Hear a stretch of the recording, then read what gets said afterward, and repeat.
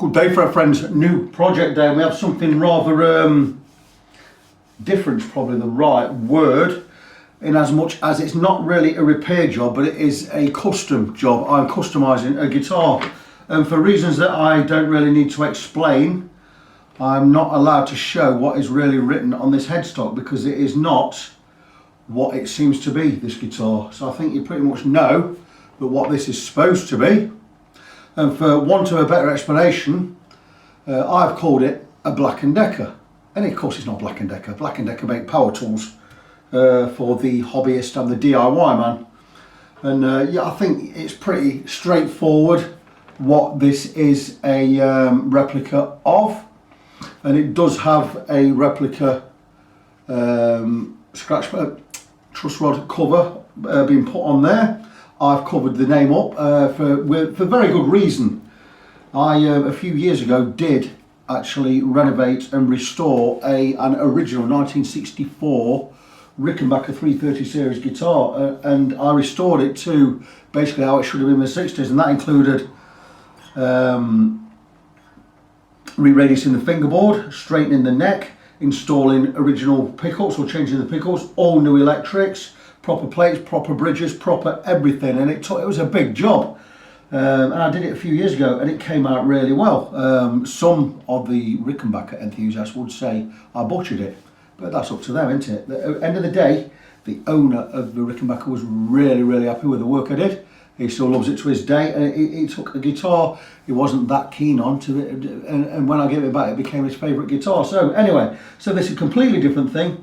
I am customising this to look like the real thing. It's already got the truss rod cover on there. I've just covered it up with a little bit of tape. You can see it really does look the part. The model itself, I don't know what model it is supposed to be, but I can find that out from the owner. Now the owner of this guitar, by the way, is someone who's going to be a friend and almost a work colleague, being in as much as he works for Royal Mail, when I work for. He brings all his guitars to me. His money no object with Andy. You might know him as his professional working gigging name is Andy Scar. He does a one-man Scar show. Really cracking guy. But anyway, he sent me this guitar and I'm going to show you the upgrades it is having. And there's no expense spared on this. It will be having the stock toe replaced. I will be removing this one, filling in those holes the best I can and drilling new ones for the new plate, which is going to be, I will show you. And there you go, it's going to be having that on there with the correct holding piece that sits that way on the end of the guitar. That loops through there like a belt, and your strings come through and blah blah blah blah, and you know how it works. And let me tell you, these aren't cheap parts. I know what it's paid for these, and it's paid more than a pretty penny. We are also going with pickups. Brand new pickups are going on there. Original spec, they're going in. Let me tell you, these parts alone in my hand will cost you £300. Just those pickups and that stock tailpiece. £300 just spent on that. So no expense spared on this guitar.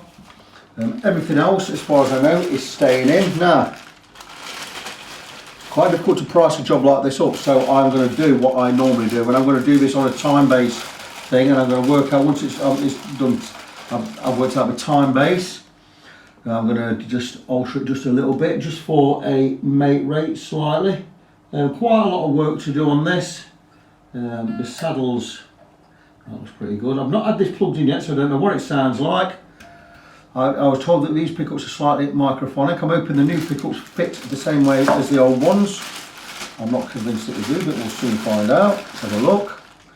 You know what, that's fantastic, they totally do. Good thing about these, they have the rubber underneath, so you can actually alter the height a little bit, which is fantastic, because you can't alter the ones original to the guitar. So, I'm going to be stripping it. I will not be changing the nut. It does have a tusk nut on there, which is great to see. It means I haven't got to faff about. Now, this would have been made in China. I know it would have been made in China. And it's actually a pretty well-made guitar, apart from the F-hole, which is, one, is not quite the right shape, but it's very shoddy on the inside there.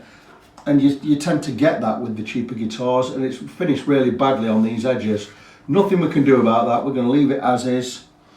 The electrics and the pickups are all going to have to come out. I imagine there's going to be a hole under here somewhere. There's a chip there, by the way. I've just noticed that. The pickups are going to come straight off with top mountable. The bridges, I know how to work these bridges. I've set these bridges up before.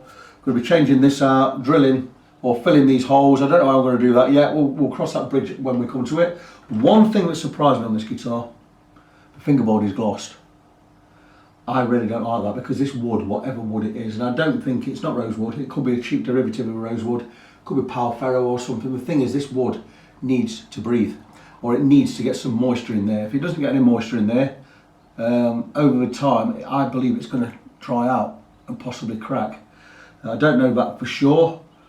The frets, I don't know what the frets are like. I don't know if they're leather or anything. They are very sharp at the edges, very shoddy.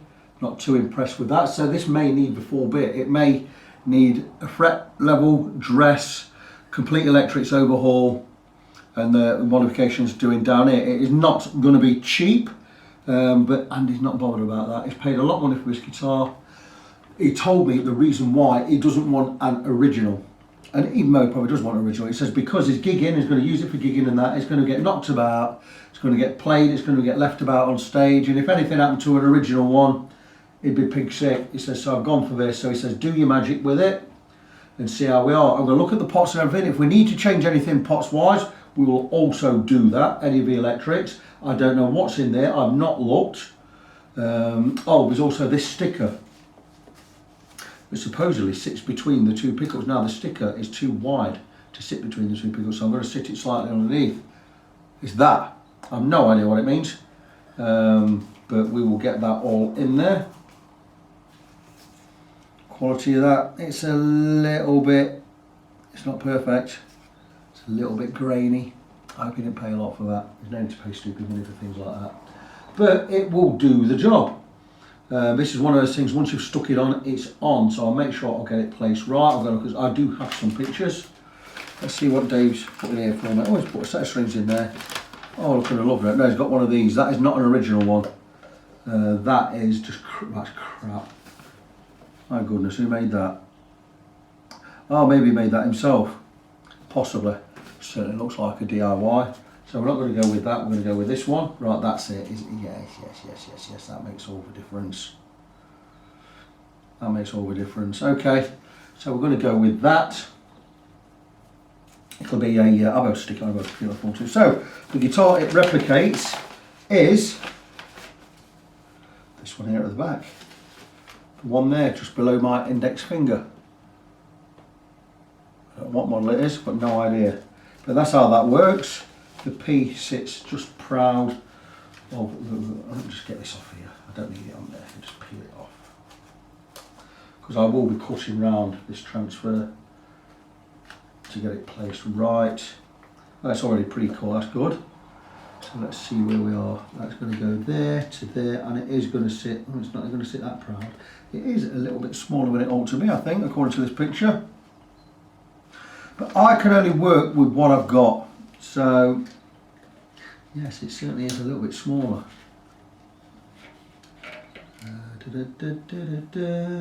But end of the day, I'm just being picky now, just being nitpicky, aren't I? The P will sit either side of that. I could cut that to the right width. But anyway, that's not going to be a problem. So I'll sort that out. Check again where we are. This is Drew. He's sent me a picture of how this works. Pretty self-explanatory. So we know what type of guitar it is. I am going to get it plugged in a minute because I've not played it. It's a great new amp. I have a Fender Blues Deluxe, which I love. It is amazing. The only thing with it is it's super loud. But I have bought a Jet City attenuator, which means I can drop the volume. So I'm going to have a little twang about on this guitar, see what it sounds like, see what I think of the pickups.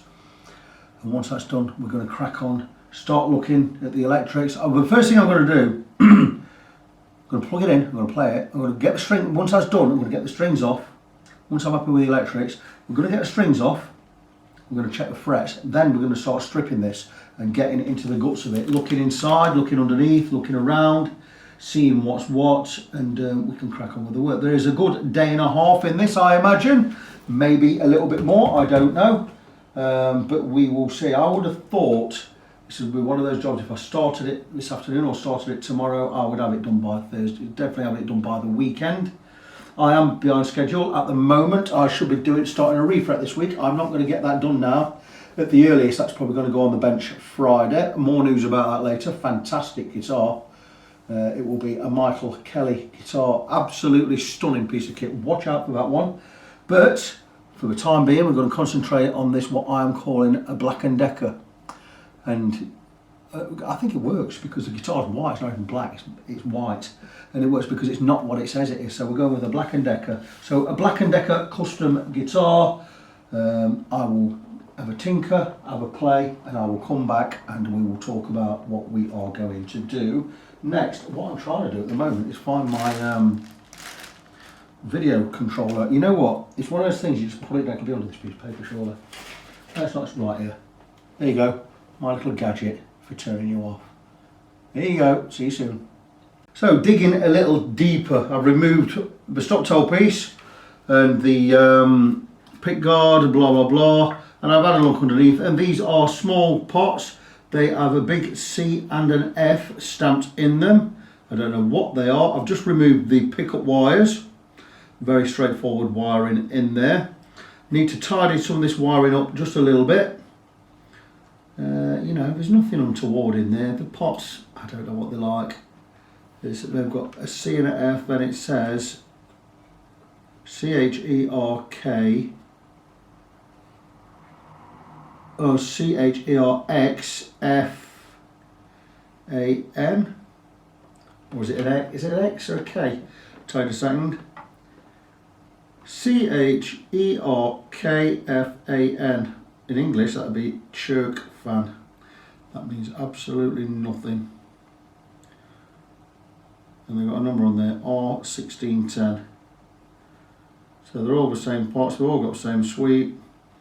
Not convinced, but pretty simple wiring job in there. I think the fifth pot is, I'd expect it to be a blend pot, but it seems to be a master volume, which I really like, because once you've got your sound set, you can just roll down the volume. And it's really useful if in particular you've got a really loud amp like I have. So anyway, that is that off. We are now ready to remove the pickups. 4 small screws on each. So I'm going to have a look in there. Let's see what happens. The thing I don't like about these pickups are these ones are set, whereas the ones going in, oh, if you can get them in, can't even undo this screw. Aha, there you go. Do have some cushioning underneath, so it'll give you some spring back, so you can actually have them higher or lower. Now these screws are crap. They are tiny. They're like little hard drive screws. We'll see what that is in a moment. They seem to be fixed fast. I wonder if they are just fixed like so. No springs at all, maybe. Let's have a look, we'll soon find out.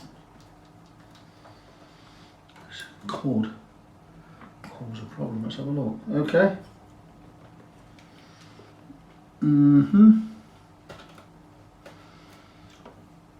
Threading the wire through there is going to be a huge problem. Because I've just pulled that out, I don't know if I can get the next one in. I may have to extend the wire. That is going to be a big problem. This pickup's pretty simple. The 2 screws hold the pickups in, but the 4 screws just hold it to the plate. I didn't need to undo these 4 little ones. Okay, that explains a lot. Getting the wire through is going to be difficult.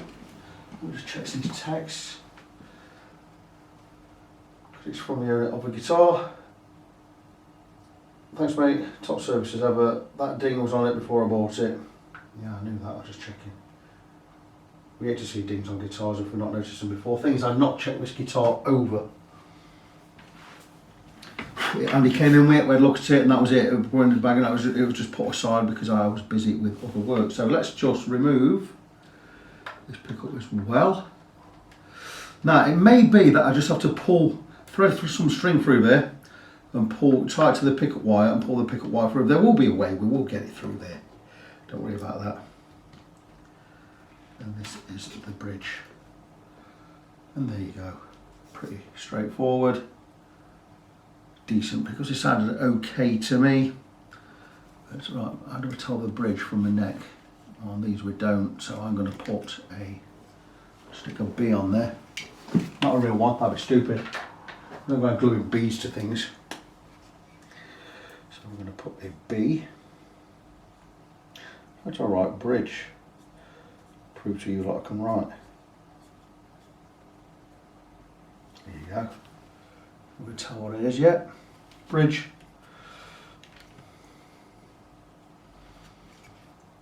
Neck.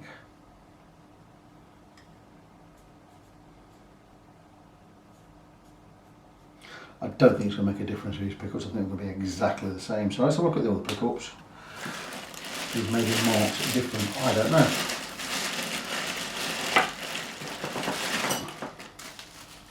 There's no reason not to stick these in, because I've got them. Okay.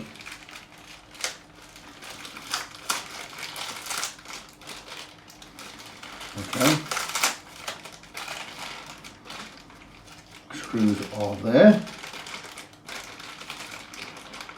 I wonder if these are marked differently.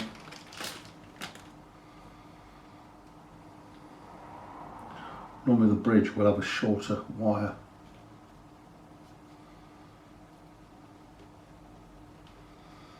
Need to get that wire out of the way completely. Let's just see where we are with this. Oh, they look nice. Oh, they look fantastic. Look at these. What beauties. They look fantastic, don't they? So let me see if we can thread this through. I don't know if it's a neck or bridge yet, do I? Let's go and, because the bridge wire should be shorter.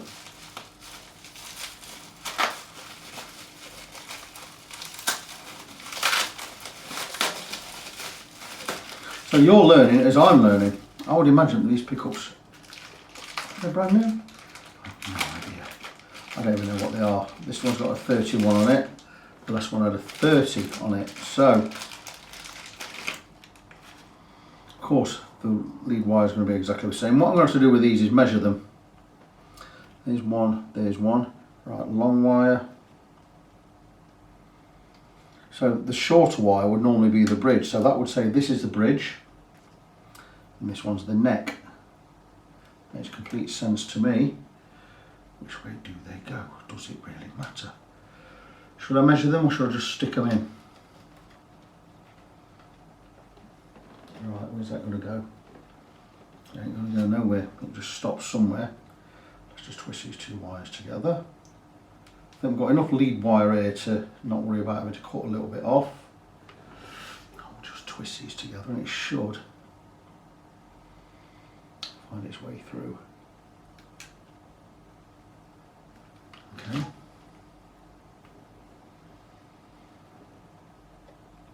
May just have to give it a wiggle when we're in there.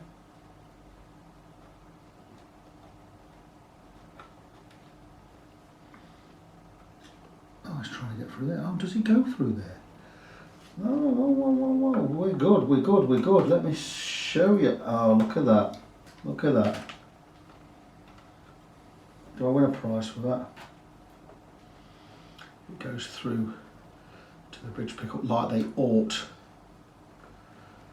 Now, where's it going? No one knows. It's getting stuck somewhere, but we will get it through. Come on, come on, come on. I don't know where that's gone. It's not gone where it's supposed to go. That means it's found a way to get underneath. I know where it should be coming out, so let's just try and coax that into the right place. There you go. How we did get it there. It came straight through. Ah, there you go. We are in. That will be, I'm thinking, the neck. I should measure, you know what, I'm going to measure them when they are in the guitar. And this one, the longer wire, I would assume is the bridge. Makes complete sense to me.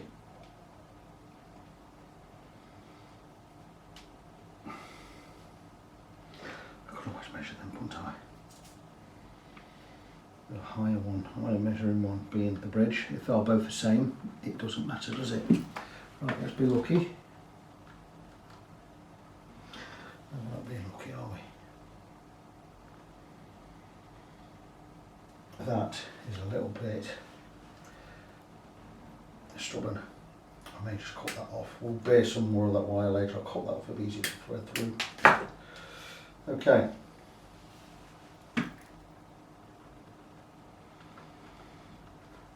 Right. I'll definitely say that was a bridge. Right, okay.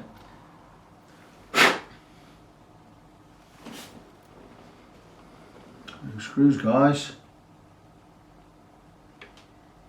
Makes complete sense to me.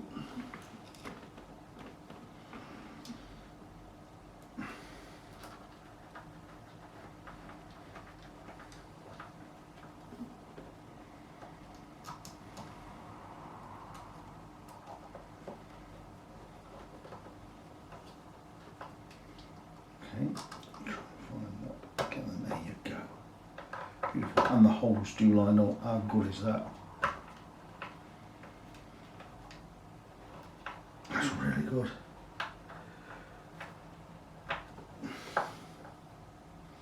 They certainly look the part.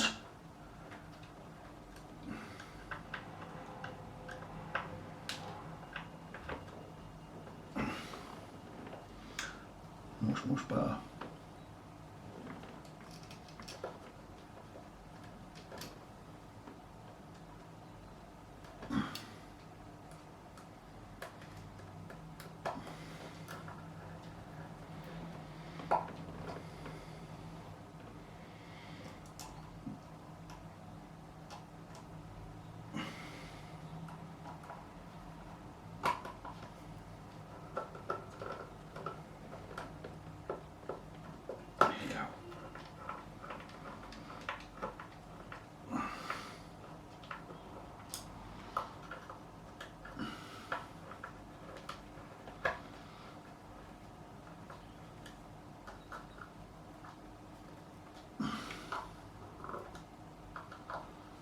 Certainly nicer looking pickups, whatever these are. I know they weren't cheap. These are going to sound grand, I'm sure of it. Okay. That's pretty good.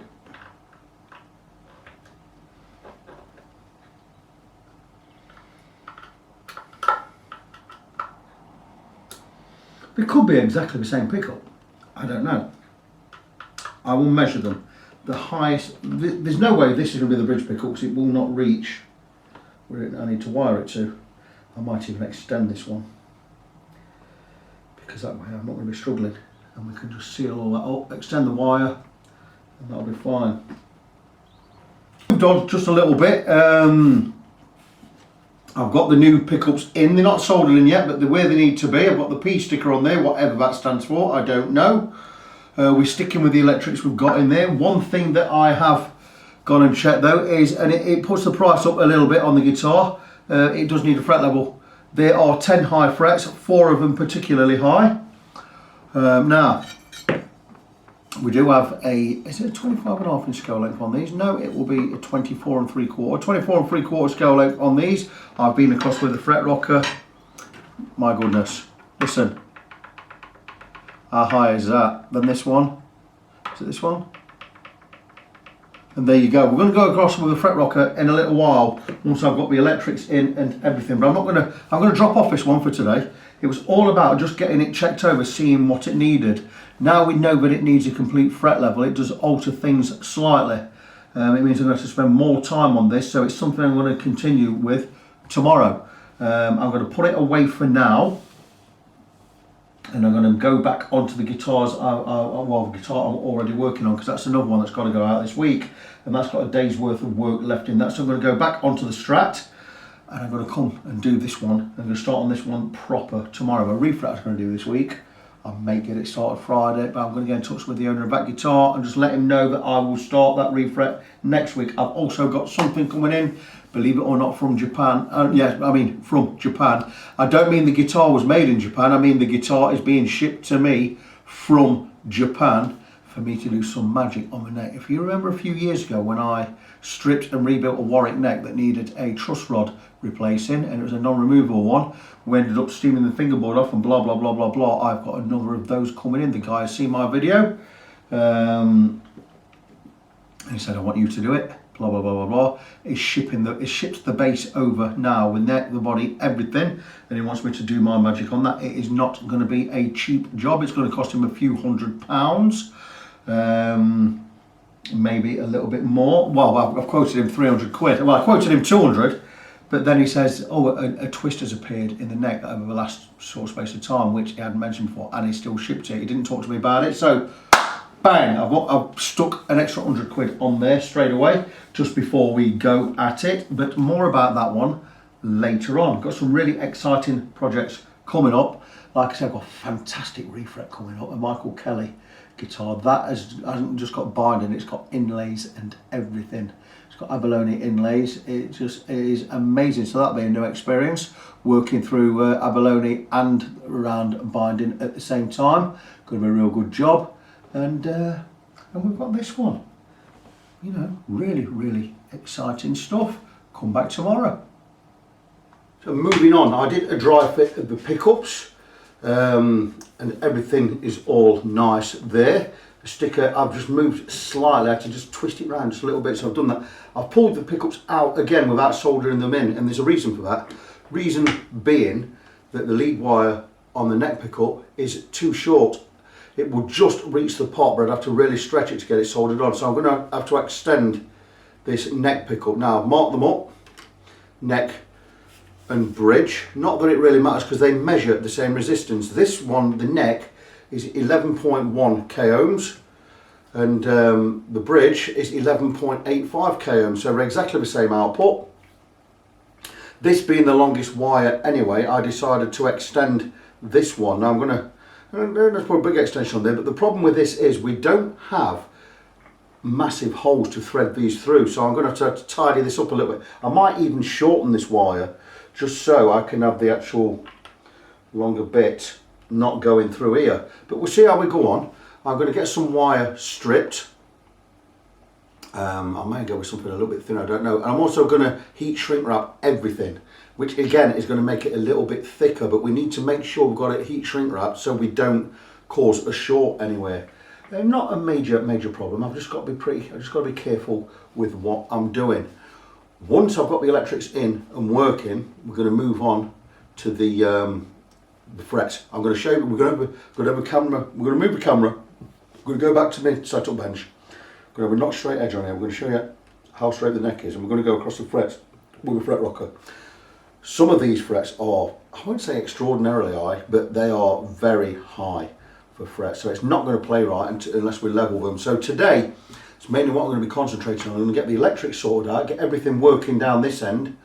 Once that's done, I'm going to move on to the frets and get them done. Also, if I've got time, we're going to look at the stock tailpiece. I've got to fill 2 holes in. Well, in fact, I've got to fill all the holes in at this end of the guitar.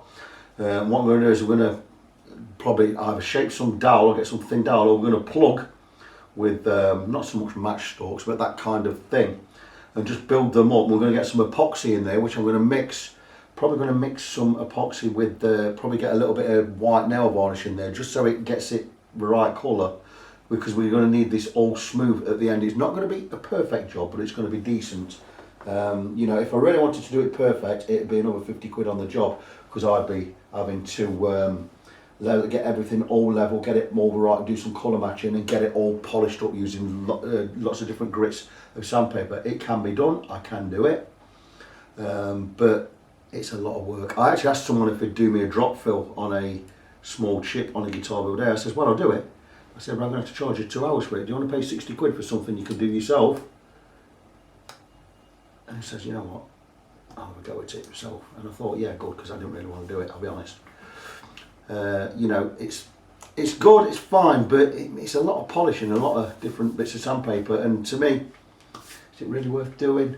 You know, but if you take it to a paint shop, they're going to charge 150, 250 quid because they're going to have to do the whole area. So, end of the day, you know, we can get it done, but it's not cheap to get it done because you're paying for time. Anyway, that's where we go. I'm going to get some wire. I'm going to strip this back just a little bit just to get everything all nice and clean. And we'll make some really nice connections on here. Can't make it too thick because the hole it's going in is not too big.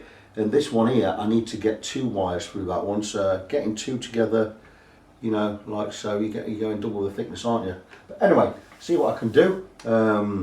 I'll come back and show you a little bit more of that once I am on the job and once the light is better. So with a nice extension wire on the neck, everything's wired up. Bridge is wired up to there, and we can just place everything back in. Nice extension there. So we're just going to neatly pack everything inside. There's plenty of room in there, but let's get it in the right way first. So we need that one to come round over there. There you go. And that should all fit in there. Right, we'll make sure everything's neat. That's coming round, looping round there. Nothing's getting trapped.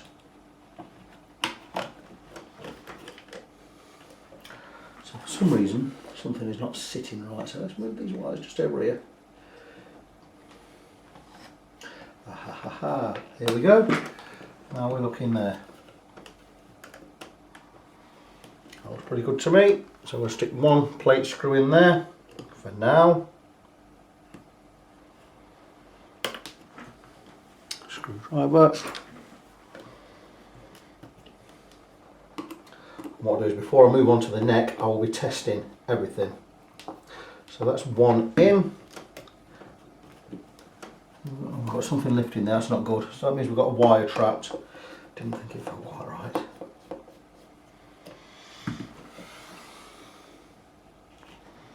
That one needs to be moved around there. That one needs to go under there. Everything neatly inside. And there you go, we are now flat. That's good.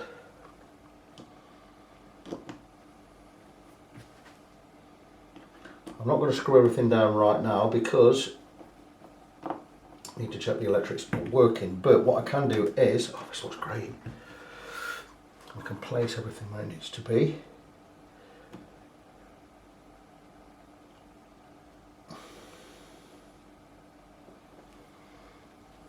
In fact, you know what, I'm going to trust that my wiring is good, so we are going to batten down the hatches, so to speak.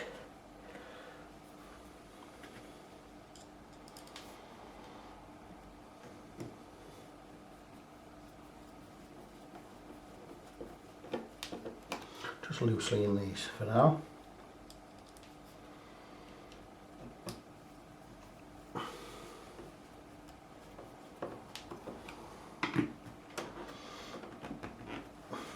With this, a little bit of sponge just sticking out on this pickup, so I'm just going to push that to the side, and there you go.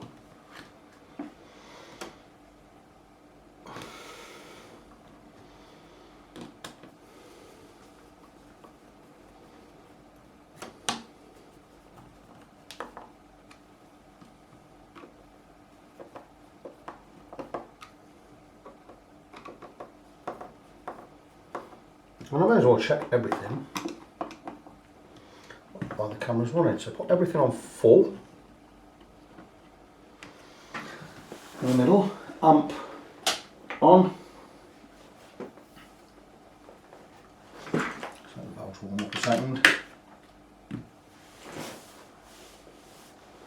Let's see where we are. So everything's on full, both pickups are on, everything's on full, both pickups should be on. Beautiful, master volume. Yep. Okay, put it on bridge pickup, volume.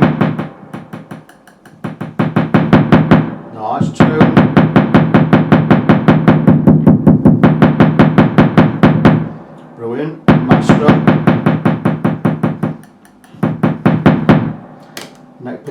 this one off. Tone, master, both pickups, tone,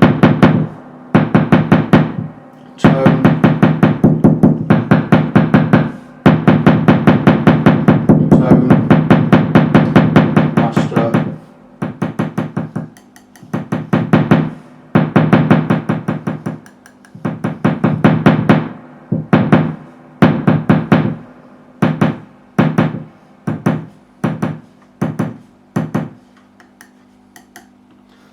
so the electrics are all working fine. How's that first go? Job done. So that's the electrics sorted. Pleased with that. I'm going to now move on to, I might just fill these 3 holes first at this end. Might just be easier to get that done, or should I crack on with the frets? Now the long winded job is the frets. So I think I'm going to go with the frets. I'm going to turn that amp off. No. That's standby. Off. There you go. So anyway, I'm going to wrap this part up. I think we're going to have a look at the frets next. I'm going to knock the nut off.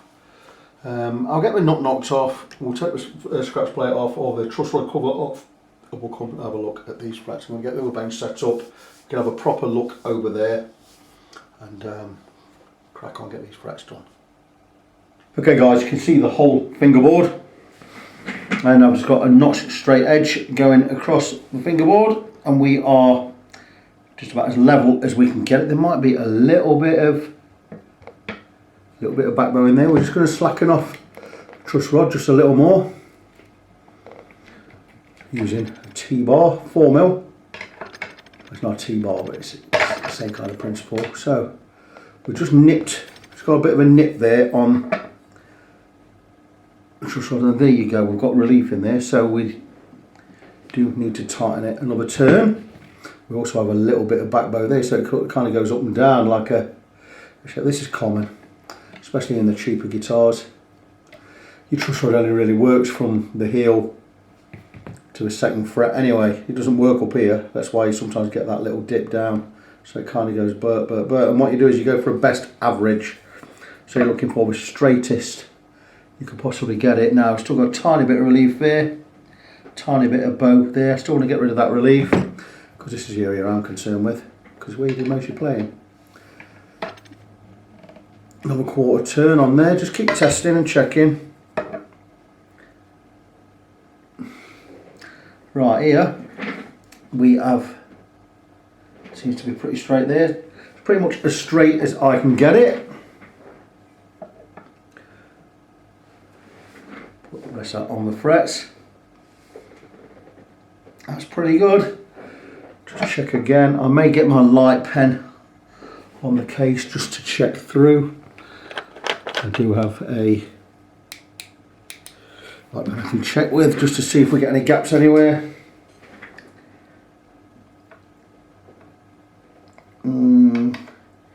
Very, very tiny. I'm going to go with another 1/8 of a turn, or in fact a 1/16 of a turn. Well, not straight edge, right down the centre of the neck. Looks very good. And now let's have a look. Pretty straight. That's what I would call playing position straight. So again, just ride it up over the frets. Looks pretty good. I will call that player straight. I'm fine with that. So now what we're going to do is we're going to take a fret rocker. Do I have to explain what a fret rocker is? Yes, I will. This is my GMI one, best one I've ever owned. Precision flat. I've seen how a guy makes these. I know they're flat. And what we do have 4 lengths. And this is so we can always check 3 frets at a time. And you turn the tool accordingly, so you can always measure 3 frets like so. And how it works is, the reason we do 3 is if we get a high one, it will rock. Now I measured 10 high frets the other day. There's one already. That's very high, all the way across.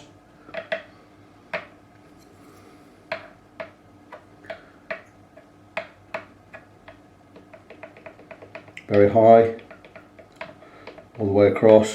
That's 2. We are going to fret level a lot anyway. 3.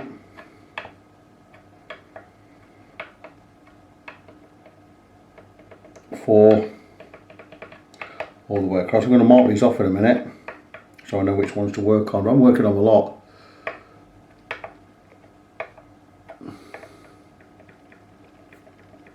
5. Any more than 4 anyway, we normally do a lot. And 6. Wow, really high.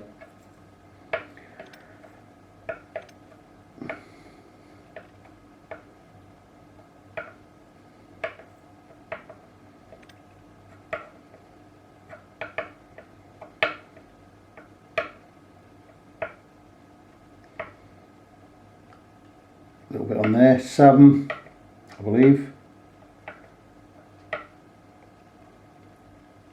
8,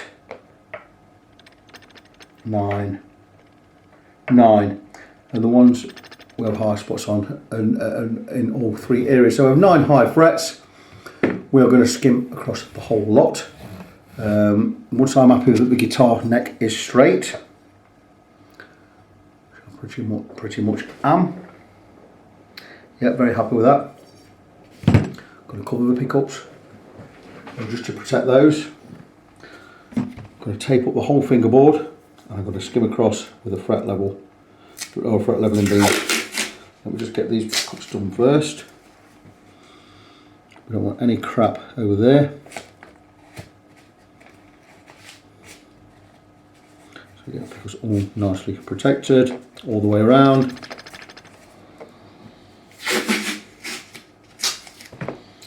Same with this one.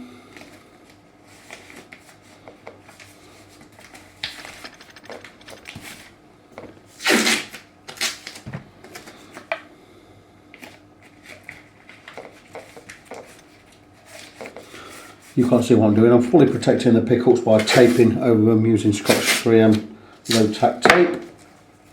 Not that that matter on these cheap Chinese guitars. You can rip the paint off by coughing on them, some of them. But anyway, they're protected. Going to get the fingerboard all taped up. And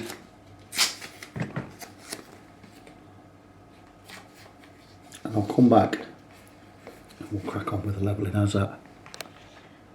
Picking up the fingerboard, and it occurs to me that some of you might want to watch this. I don't know why. I don't know why you find it exciting, but I'll just explain what I do. I tape up the edges of a fingerboard, just so it's easier to rip everything off in one strip later, and tape up the fingerboard. And what we do is we tape right up to a fret, and we do this just so when we come to levelling and polishing, crowning and polishing these frets, we're not going to dig, or we're not going to get any muck onto the fingerboard, into wood. Not that we will do this because it's lacquered anyway, but we don't want to get any crap under the frets. So what we do is, here for instance, I'll do 2 layers, I'll do 1 and 1 and we'll overlap, but here the tape is now too wide for the space between the frets. So what I'll do is, I will rip it, well, normally down the middle, but that one just went really, really wrong.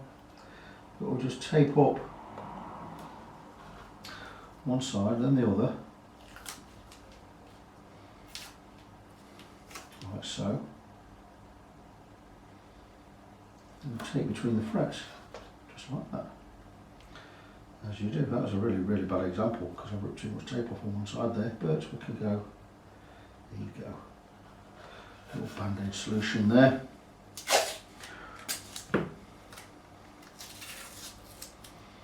And we're just taping up between the frets. Very exciting, eh? These are things you don't normally see when I'm doing a video, because I don't normally film this. Just crack on and get it done off camera. There's a lot of stuff you don't see on camera that is kind of time consuming. A lot of prepping, all the prepping, you can't film preparing for stuff. But there's a lot of internet research goes on as well. Say for instance I need to find out something about a guitar, or I need to go and find parts for it. Some parts, for instance, I'm going to need a truss rod for a Warwick bass. You can be hours on the internet trying to find the right one and getting the source where it makes it credible, you know, where it's cheap. I mean, some of them you're paying £90 just for a truss rod. Other places you can go and spend €27. So it pays to shop around, but you know, some things are not easy to get hold of and you have to pay a premium. I've got some really big projects coming in pretty soon. When I'm going to have to go and buy parts. And the thing is with these jobs, you don't get paid till afterwards, don't you? Can't they? 3, 6, 9, I've done 10, I was only going to do 9. Right, okay. Different tape. This tape is already too wide for the fret.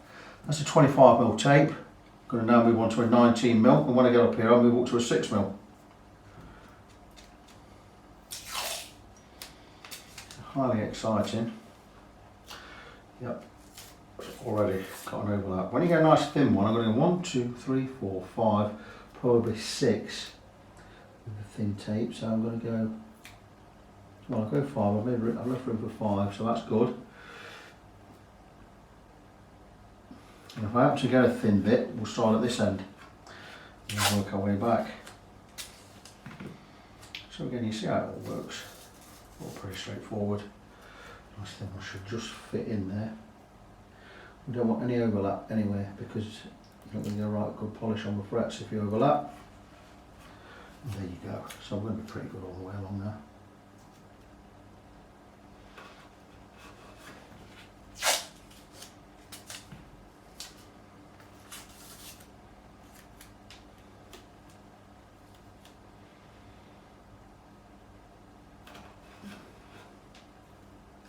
Normally I'd have some music on, or something, some audio on somewhere, but every time I've done that and I've filmed it, I've been done for copyright. So basically we rip the sound off my video or we turn off any adverts, so I can't make any money from them. And I do get quite a lot of views on some videos, you know, and I get free money from YouTube for doing it, but not if we've got music in the background. So on my videos, I don't have anything playing. I'm not going to make any money. I had a payment off YouTube today, £114 for 2 months of videos, which is great, it's free money. It's 9 weeks, so it's more than about £11 a week, £12 a week. Pretty good. For nothing, just to put my videos on there and for you people watching them. You know, some people actually make a living off this. So like with Tone King, for instance, he's got 20 times more subscribers than I have. He's got 100,000 subscribers. So imagine if he's earning 20 times what I'm earning. Again, £10,000. £10,000 a month. Is it 10,000? But if I'm earning, say if I'm earning £60 a month, £55 a month, and he's earning 20 times more. I mean, 10 times is 550. So he's earning 1,100 quid a month. He's probably getting. That's pretty good. It's almost a living. How good's that?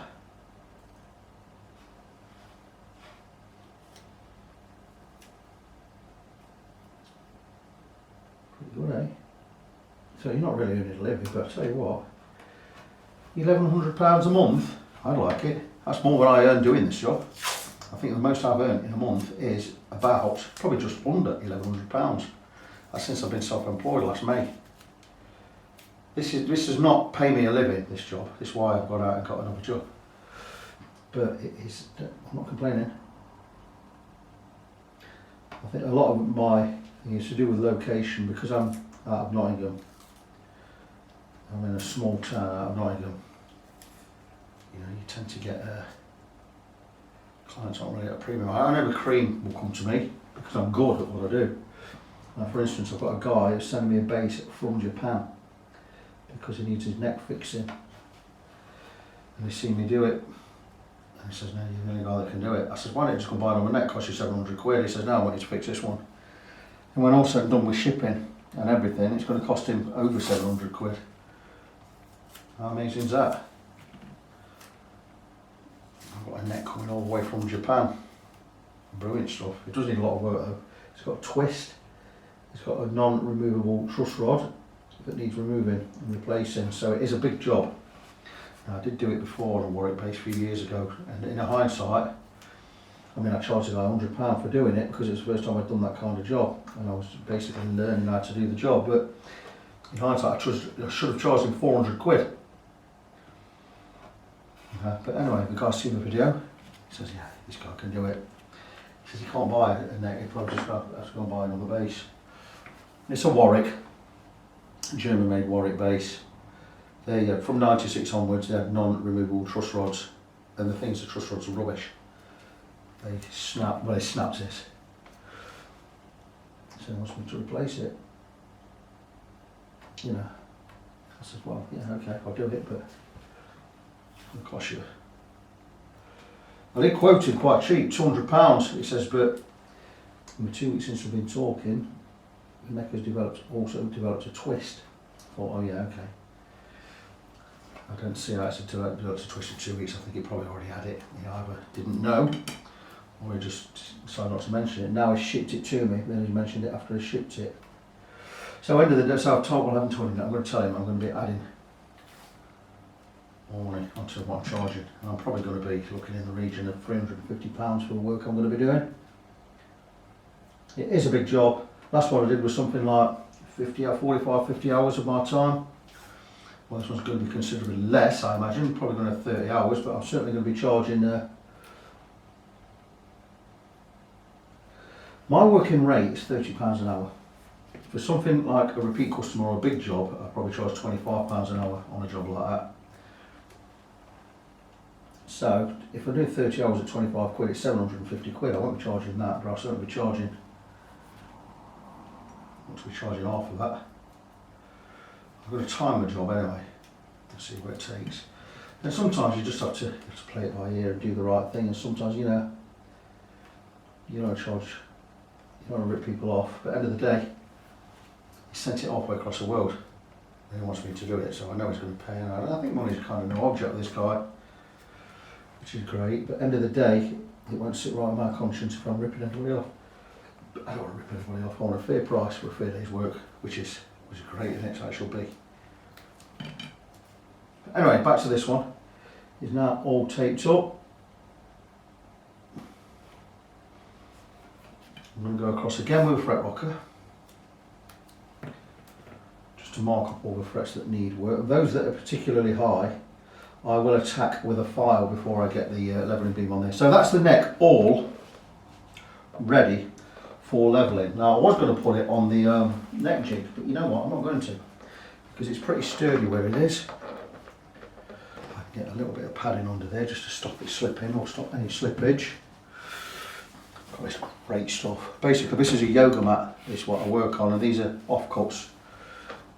How good is that? I think I'll go just cover the lot, and this should stop any slippage. Should be pretty good. This is rubber on there, so that looks pretty good to me. That's pretty solid. Quite happy with that. So I'm going to get a pen. I'm going to mark them up in red, just so I can see them. Get them all marked up. There's quite a bit of wear on these frets as well. This is soft fret wire. It's not going to last long, this fret wire, or these frets.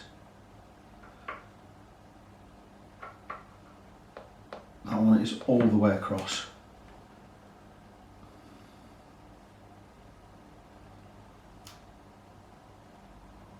It may just have a lower end fret, which is not a problem because it's your last one, it's not going to affect anything.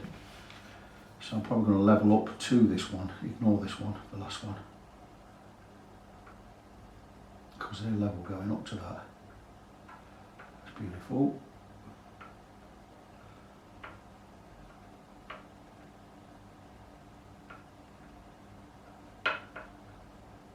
Quite a well-made guitar for what it is. Would I buy one? Absolutely not. I would not buy anything from China that's a copy of anything else. Not because I'm against breaking copyright laws, but just because, I'll be honest, they ain't that good. They are not that good. You know, if you're gonna, so-called Gibsons, Chinese made Gibson copy, rip off, whatever. I had one in my workshop 3-4 years ago. It was horrible. And I mean proper horrible. if I had charged the guy full whack and done all the upgrades it needed, it'd have been £500, £600 with the parts he needed to get it all right. And add it on top of the £250, £300 already paid, you're looking at 850 quid for a guitar that is never going to be anywhere near as good as a Gibson. Go to buy a used Gibson. I bought my first Gibson a few years ago, about 3 years ago. It was a year 2000 studio. It was an amazing guitar. Back when the studios were good guitars. I'm talking the maple caps and the 496T. Is it 496? No, 498T and 496R pickups. Stunning guitar. Paid 450 quid for it with a case. I had to go drive down to Milton Keynes to pick it up. What an amazing guitar that was. The only Gibson I've ever owned. But if you can buy something like that for £450, I'm going to buy copper. Save up for a real thing. If it really must be a Gibson, save up for one. Or go and buy an FGN, which is the old Fujigen plant in Japan. They are now making their own guitars. They do a Les Paul guitar. They're 950 quid. They're going to be every bit as good as a Gibson. F, letter G, letter N in capitals, FGN. Fujigen.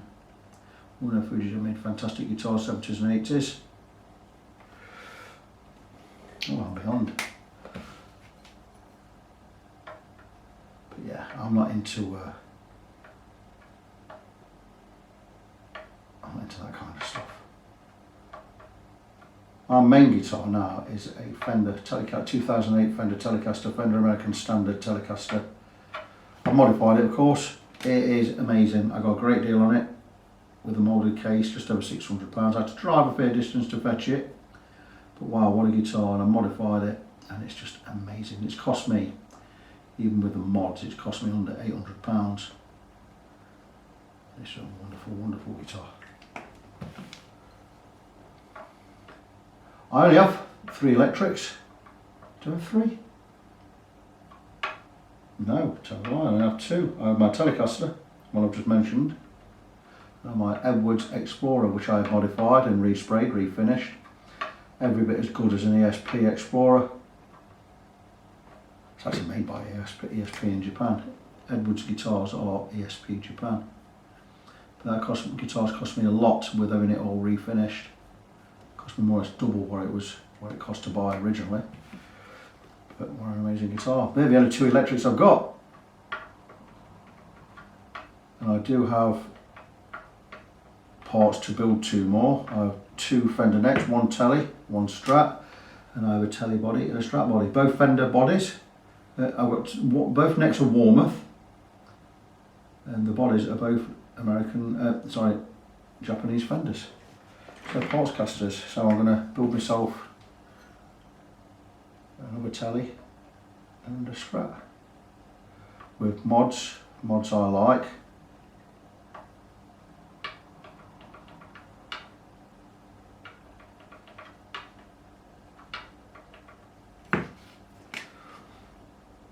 I'm enjoying this part of the video. I wouldn't normally do this.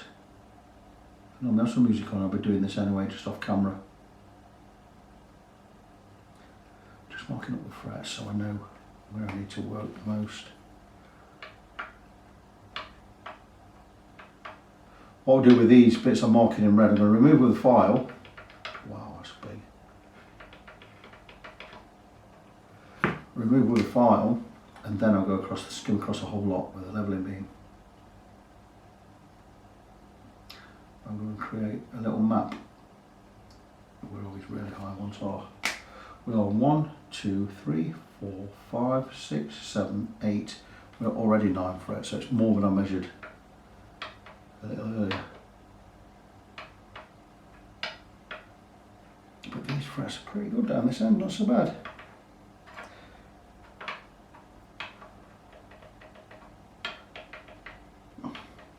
That's a big high one, that's all the way across, so that's 10. So it was 10 frets, I was right. Sometimes in the heat of the moment you miss one.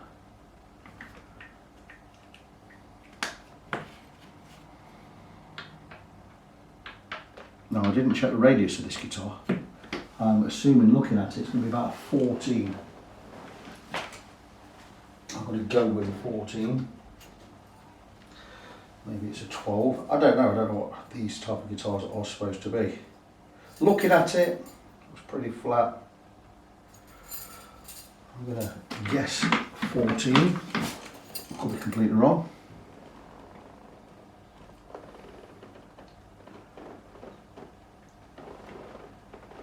Oh, it could just be absolutely spot on, and I think you'll find I'm absolutely spot on. 14-inch radius.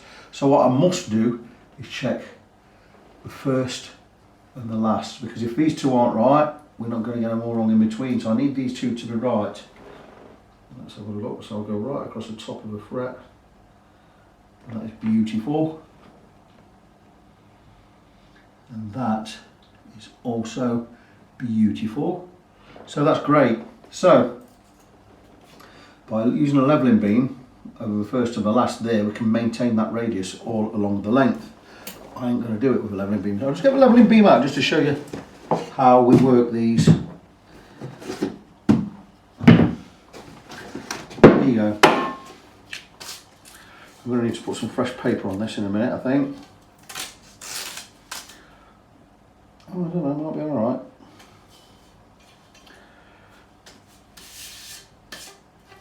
Leveling beam is mine is a piece of steel box section, 2x1 inch. It is steel.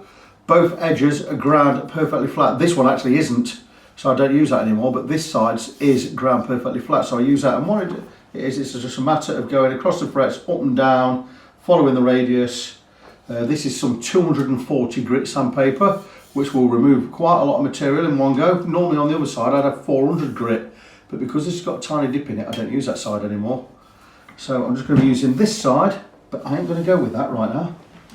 I'm going to be going with a file because I have a super flat file. In fact, I have two files for this job.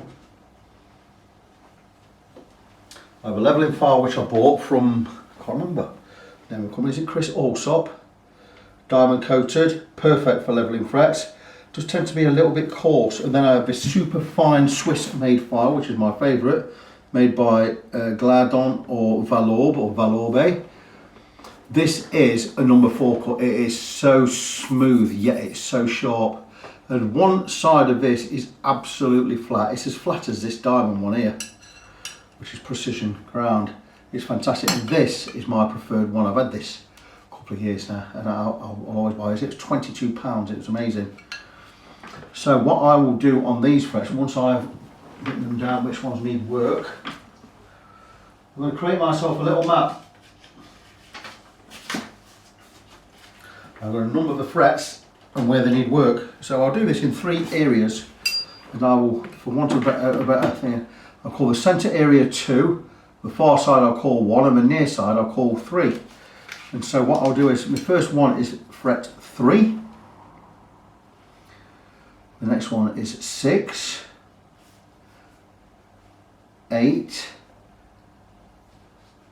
3, 6, 8, 10, 11, 13, 10, 11, 13. I'll show you how I do this. 16, 18, 20, 23. 16, 18, 20, 23. They're my frets. And then what I'll do is write down the areas. Fret 3 is areas 1, 2 and 3, so I'll put an X. 6 is basically 1, 2 and 3 again, but definitely 1 and 2, I'll put an X there. Number 8 is mainly 2, but a little bit of 1 and 3, so I'll just put 2 in there, I know where I am. 10 is 1, 2, 1 and 2. 11 is just area 1. 12 is all the way across, 13, sorry, is, let me do that again. 3, 6, 8, 10, 11, that's right. 13 is 1, 2 and 3. 16 is 1, 2 and 3. 18 is 1 and 2. 20 is 1.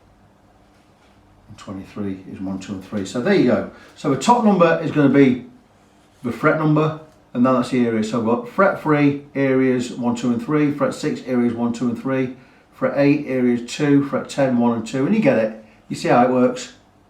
And now I have a map. so I know what frets are high, and I'll put that map there just out of the way, but somewhere I can see it. And then if I happen to rub the pen off accidentally, I still know exactly where I need to go. So what I'm going to do is get myself a cloth or a rag or whatever. I'm going to clean my file like so. And I'm going to start on the first one. And I'm going to check how high it is. That's quite high. I'm going to take the flat side down, and I'm just going to work on this one fret, backwards and forwards. And once it becomes level with the frets around it, I will stop getting resistance. So I'm going to really, really work it where I'm getting resistance, and I'm getting quite a lot at the moment.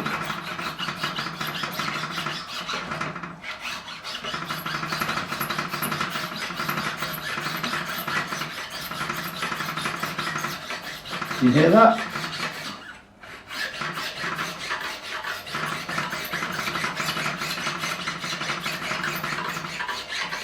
And now I'm getting less resistance, which means I'm getting close to where I want to be. Now we're taking quite a bit off the top of that fret. I mean, let's check with the fret rocker. Still high that side, still a little bit higher this side. So you see we're getting there. And what that's done is remove material from this fret, but it's only just slightly, ever so slightly touched these. It's not removed any great material, which it shouldn't do. And we're just going to carry on till we stop getting resistance. Once there's no resistance, you know you're level, because there's nothing fighting you.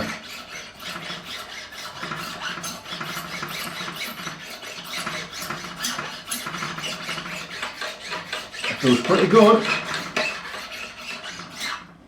Pretty good to me, so let's check again. I think we'll find that this one is just about level now. There you go, there you go.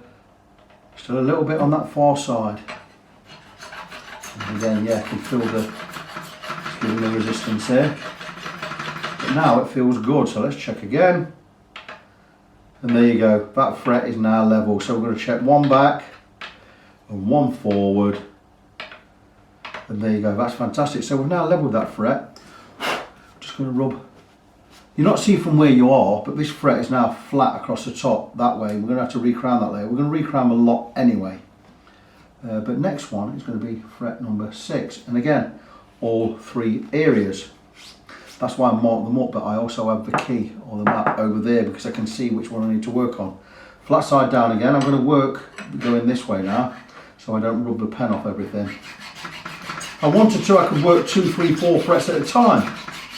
And we'd do that if we get a cluster of them together or we need levelling. I'm just going to try and work on one at the moment, just to show you guys how I go on and how I go about it.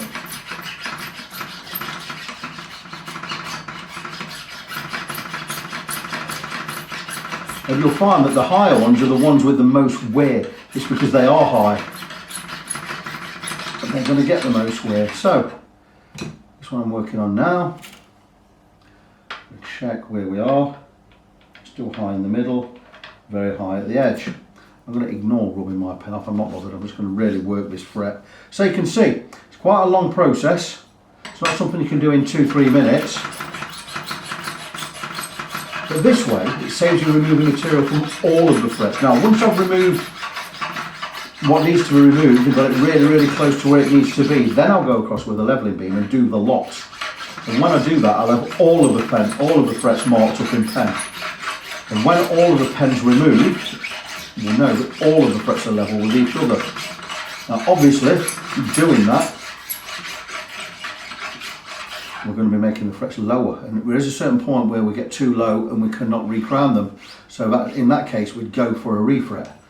But this is fine. We've got enough material left on these frets to not have to worry about a refret. 1, 2, 3, 4, 5, 6. They're not great frets, mind. It's really soft metal.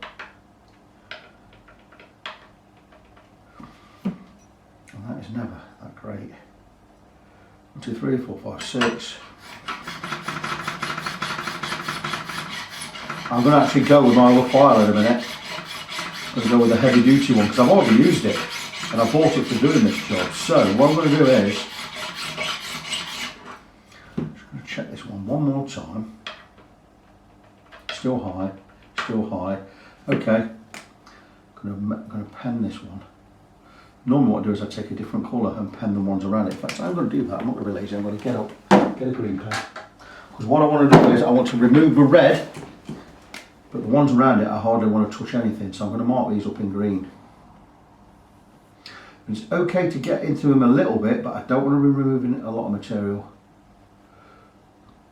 So the main one is going to be the red one. And I'm going to take this, that's why I bought this file, so I may as well use it. And the red one, I'm going to work the red one.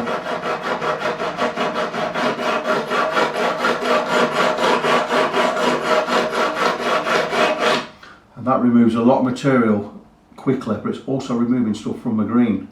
And I don't want to be doing too much of that because it's going to take everything too low. So this, I use this in extreme cases. And we're going to have a measure now. And it's still high there, still a little bit high there.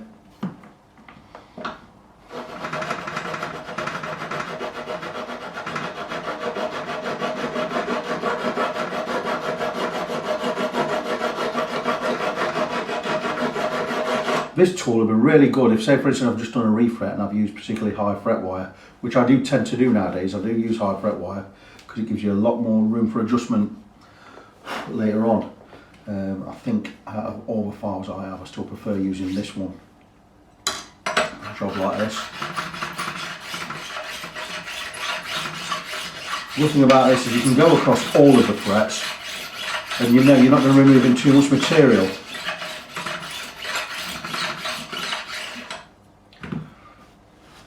So that's fret 6 we've just worked. Let's give that a check now. Still on this edge.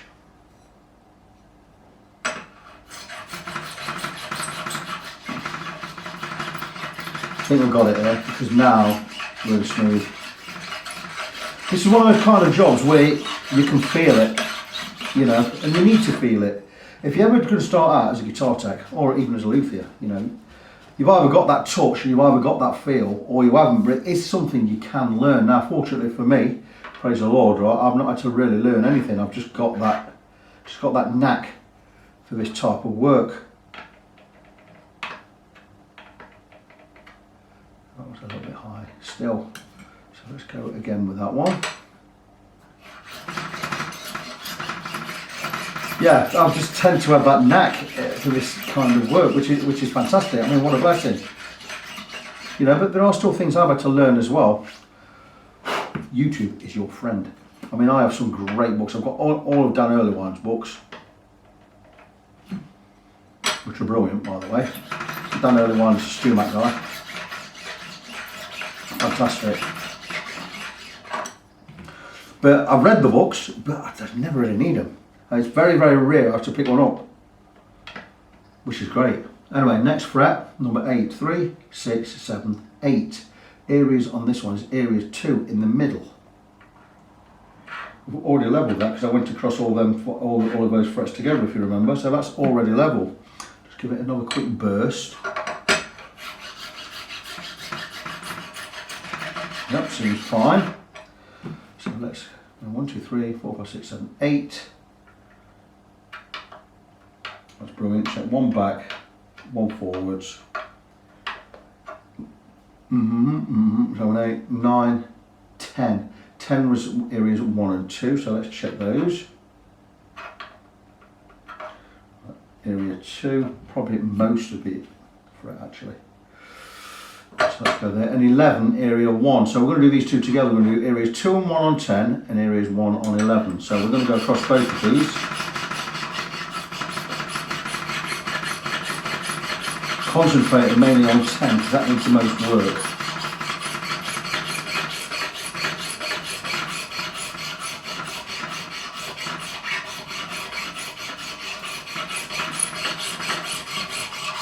I found, well, videos long, I've lived with through for quite a long time, but I have found that people tend to prefer longer videos. They like me to keep all the stuff in, even that what I consider to be boring. Normally, I'd have started this and I'd stop after 1 or 2, and I'd come back when I've done. But you guys tend to like to watch me doing all this. Still high in the middle, fine at the edge, fine there. That one's fine, so it's just fret 10 in the middle. So we're up to 10 and 11 already. That's half of them done. 3, 6, 9, remember green was 9, there's 10.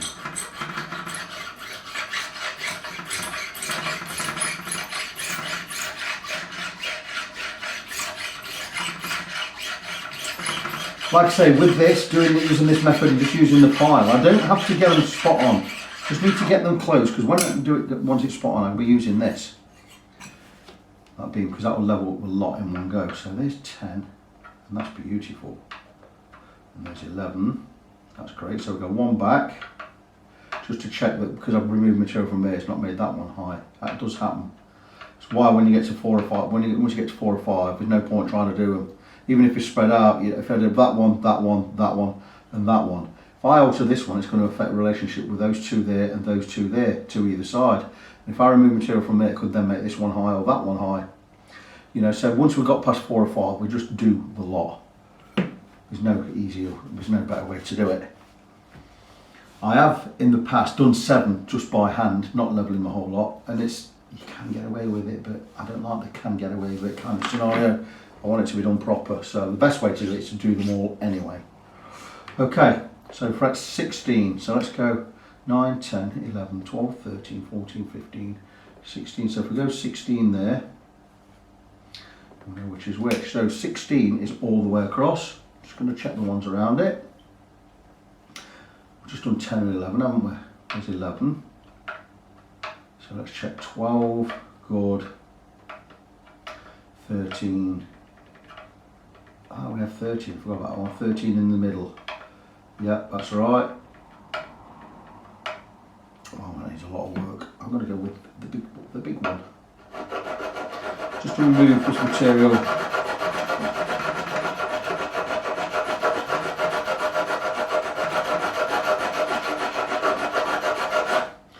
This really does scratch the frets up.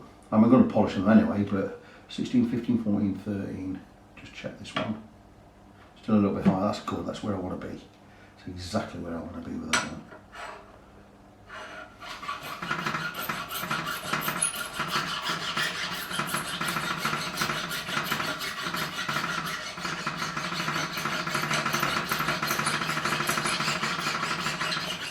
It can be a bit daunting sometimes when you remove material from frets. You're thinking, am I removing too much? Because if you do remove too much, you can end up re-fretting it. And that's going to take 10 hours and money. Yeah, but once you know what you're doing, you get to know these things. But once you know how much you can get away with, you're not going to be removing a lot of stuff from other frets around it when you've got a file like this, a number 4 cut. 15, 14, 13. Have another feel. A little bit high in the middle, still a little bit higher there. Keep going. You can hear it, can't you? Look. You can hear the resistance there. Once it starts getting quieter, it becomes smoother, you feel it.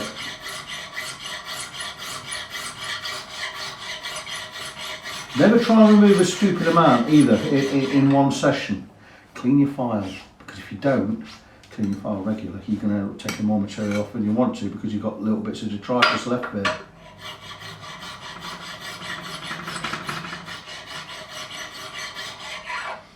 Feels good to me, and it is good. And that's good. Go back 1 and check that. Very good. And go forwards 1, check that. I like that. So over to number 16, which is just all 3 areas. So along the whole width of the fret, got 16, 18, areas 1 and 2. We'll just check those again.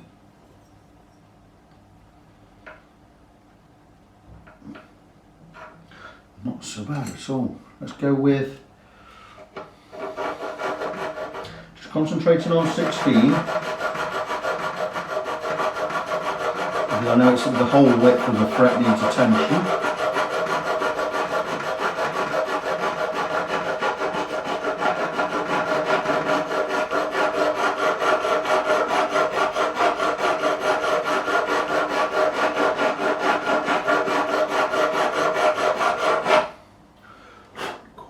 material removed there. Always checking. Still a little bit high. Still a little bit high in places. That's great because it means we can smooth it all off with a good file.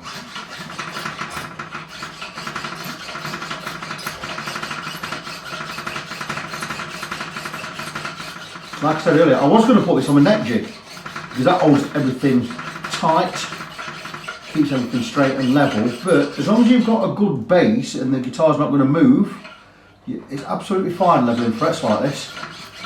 Not pressing down, just letting the tools do the work.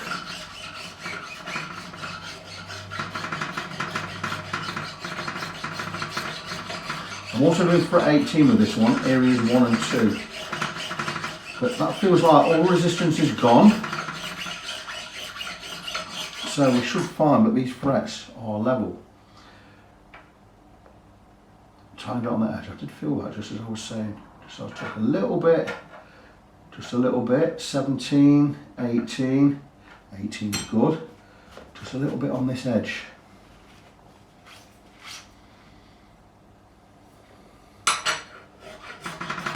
There we go.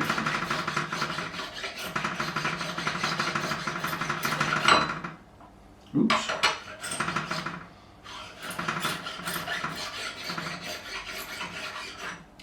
Feels pretty good. Yep. Go back one, just check. Go forward one to 17, just check. That's good. Check 18 because that's one we've done. Very good. So we've got to 19, should be fine. Just check 18 again because it's 2 areas. Let's go to 20, go to 20. Yeah, far side. And that's it. So the last one really. Number 20, 16, 17, 18, 19, 20. Just on this far edge here.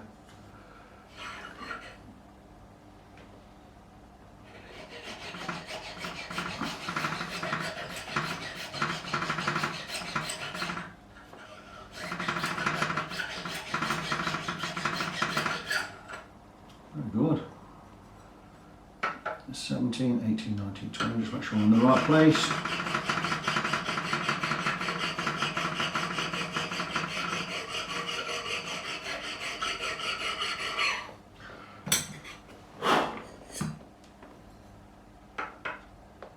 Very good.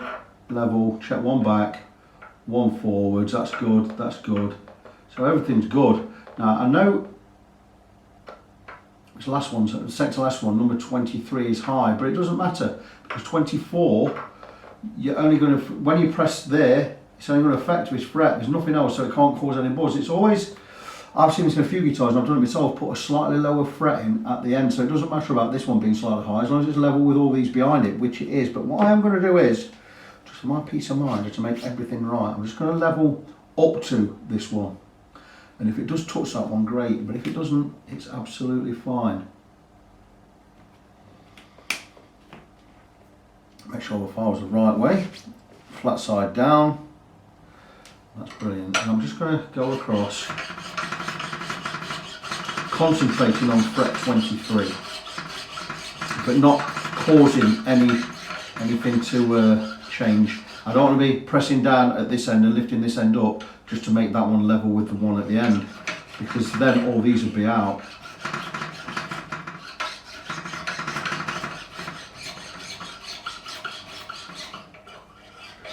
Making sure the pickup's low enough not to be touched by the file, which it is not.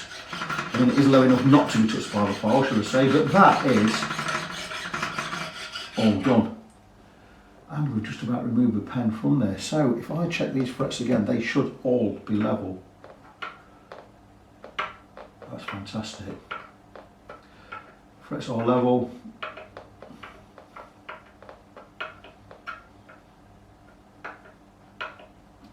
See, it's a leveling. Leveling doesn't take long at all. I don't know how long this has took me. I don't know how long the video's been running. I hope you're enjoying this. If you don't enjoy this, say it's too long-winded and I put too much information in there, or I'll just leave it running too long, let me know in the comments. Because I wouldn't normally include all of this in the video. Like I said, I'd show the start of it and I'd show the end of it. These frets are level, but to make sure we're going to mark all of them in pen, we're going to go across with the leveler beam. And that way, if all of the ink is removed at the same time in just a few strokes, we know that the frets are level along the whole length of the neck. With the neck straight and level frets, we're laughing, aren't we? We can't go wrong.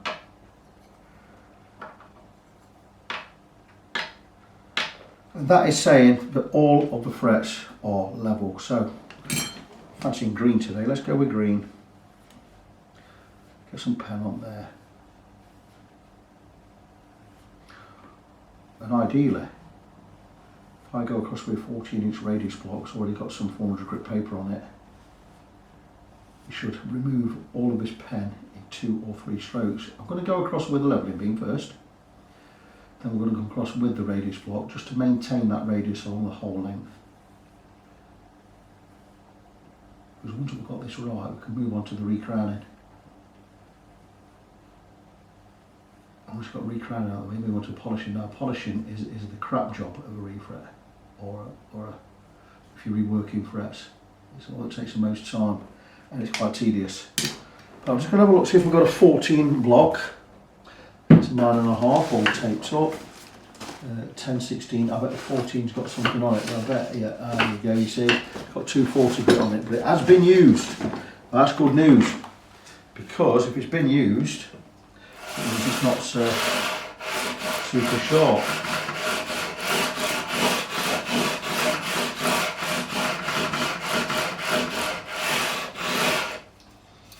And there you go.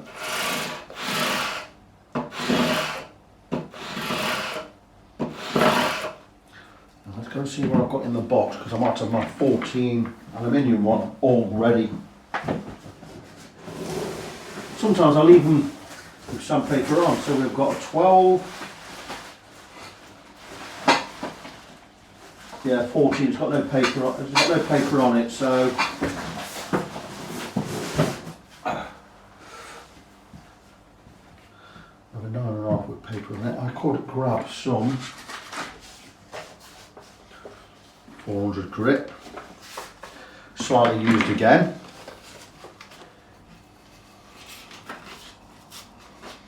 With a 14 on there, and just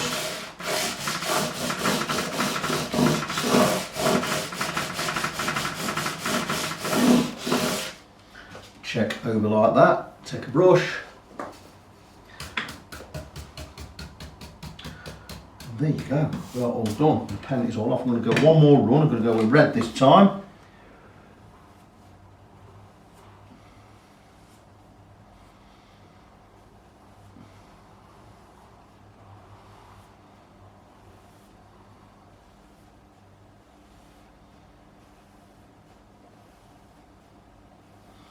Red pen's seen better days. It's running out, I think, of ink.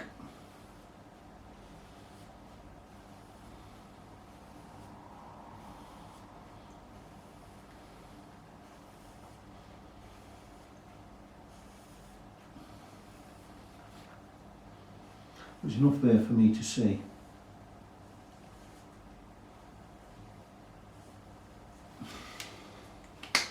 Just a few strokes with the old 240 grit, and this should more or less come straight off. And that's gliding across like there's no resistance at all, which is telling me that these frets are all level. Look at that, it's like hardly touching it, look. Light fingers, and it's sliding across like it's on ice. That says to me that the frets are level. Beautiful. And again, we'll go across with the 14 radius. Lightly. Press down slightly. Let the paper find its level.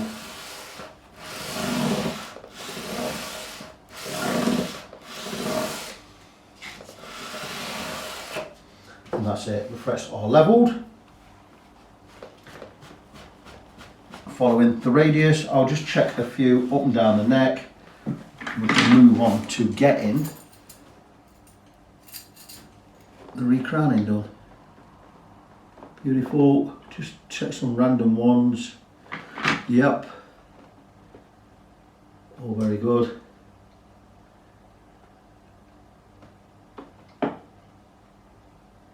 And that's it. And we'll go across with the fret rocker one more time, just to check that everything's right.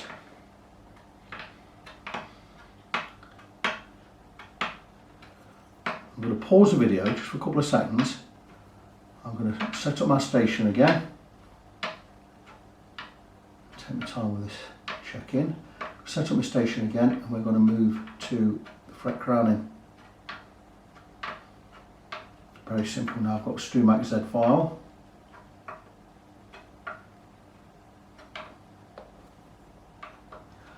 I decided to do the frets now because, for instance, crowning is not so bad. It's the polishing. It takes a long time, and I want to get that out of the way, because once I've got the fret polishing out of the way after the crowning, it's pretty much plain sailing. I've just got to do some cosmetic work, some structural work, and some cosmetic work to get the guitar where we need it to be before we put strings on it. The electrics are already done.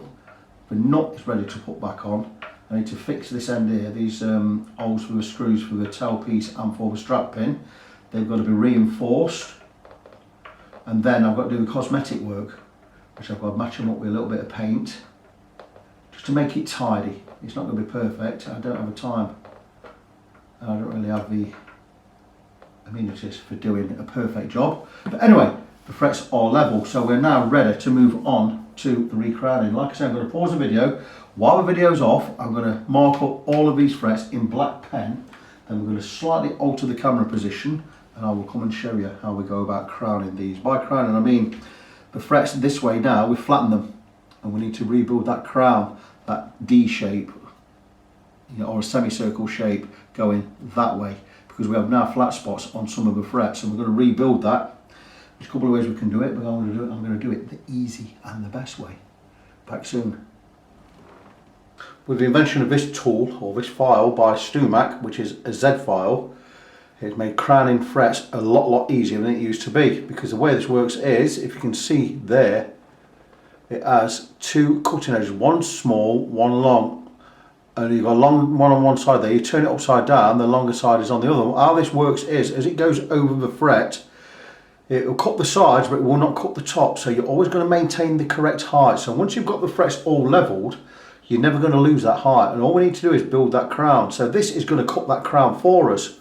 Now in the old days, you'd have used a 3-edge file with ground safe edges, and you'd have cut across and you'd have rolled the file over, and from this side you'd have rolled it over that way, and you'd have rebuilt that crown. This will do it for you, and I'm going to show how it works. And it's a diamond file, so it's really sharp and it cuts really well. And all we need to do is secure the neck, and it's just 3 or 4 strokes.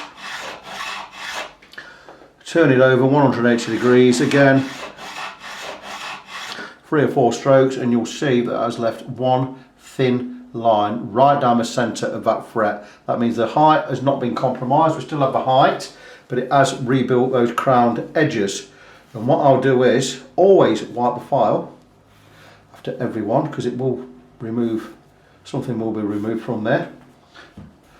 Clean the area, and then I will go with my crowning file. Anyway, this one is not a diamond one, but it will remove any inconsistencies or any burrs I've left on there, and I'll go for the thinner side, and it's just a matter of just going over the top. And I like to just give one there and one this way, just to round over these edges again, give us that nice D. But this will remove any inconsistencies we have. There won't be any, but that is now beautiful. We've now recrowned that fret. It feels nice, certainly looks the part, and that is ready. That is one done. If I am not happy with how it looks with the eye, I can just go over slightly again, knowing I'm not removing any height. And what we do is, once this is done, this is really soft fret wire, by the way, this ain't going to last long. I can tell it's probably 10% nickel silver or something, and that's crap. I use 25%, which is super hard. But anyway, just to show we don't remove any height, I'm going to check for rock. If there's no rock at all, it means the height has been maintained, but we've now rebuilt that crown. I'm going to show one more. Wipe the file. You should be able to see.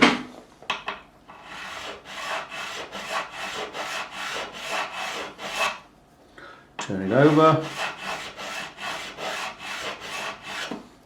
Left a nice thin black line down the centre, meaning that again the height has not been compromised. We maintain the height, wipe the file, look at what comes off on the file, look. Wipe this file also, straight across again, edges, and just remove, see if there's any burrs. And there you see we've got that nice black line right down the centre. Check for height again, no rock. Height's not been compromised. That's beautiful. I'm going to do one more. I'm not going to talk, I'm just going to do it.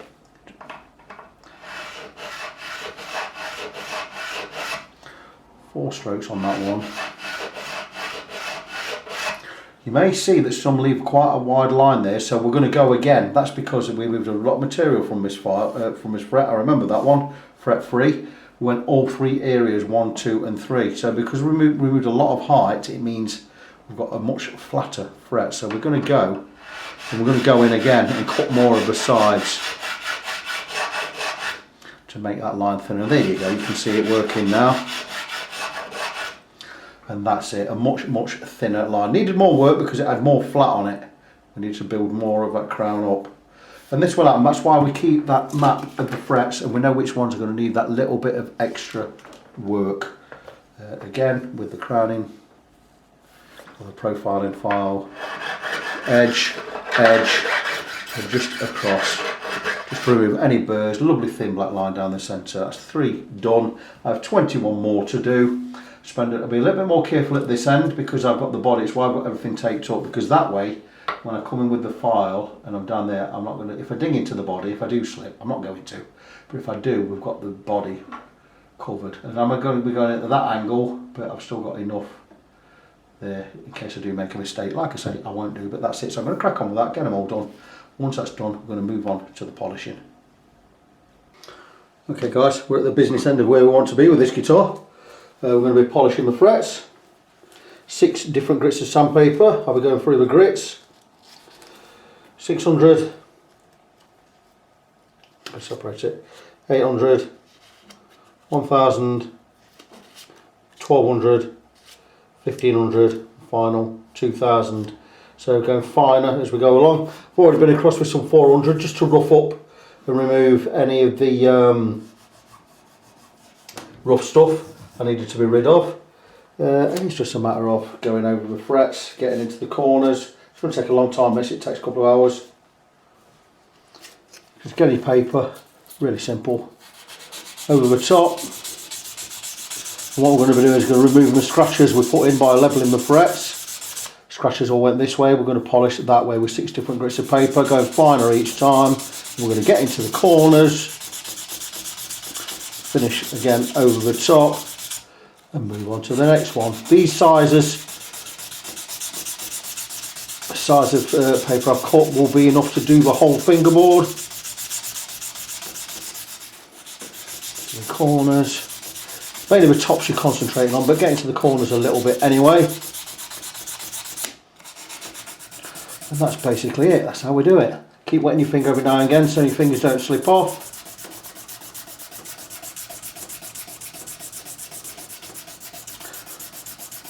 And that's it. So I've got 24 times 6 to go, plus I'll finish it all off with some steel wool.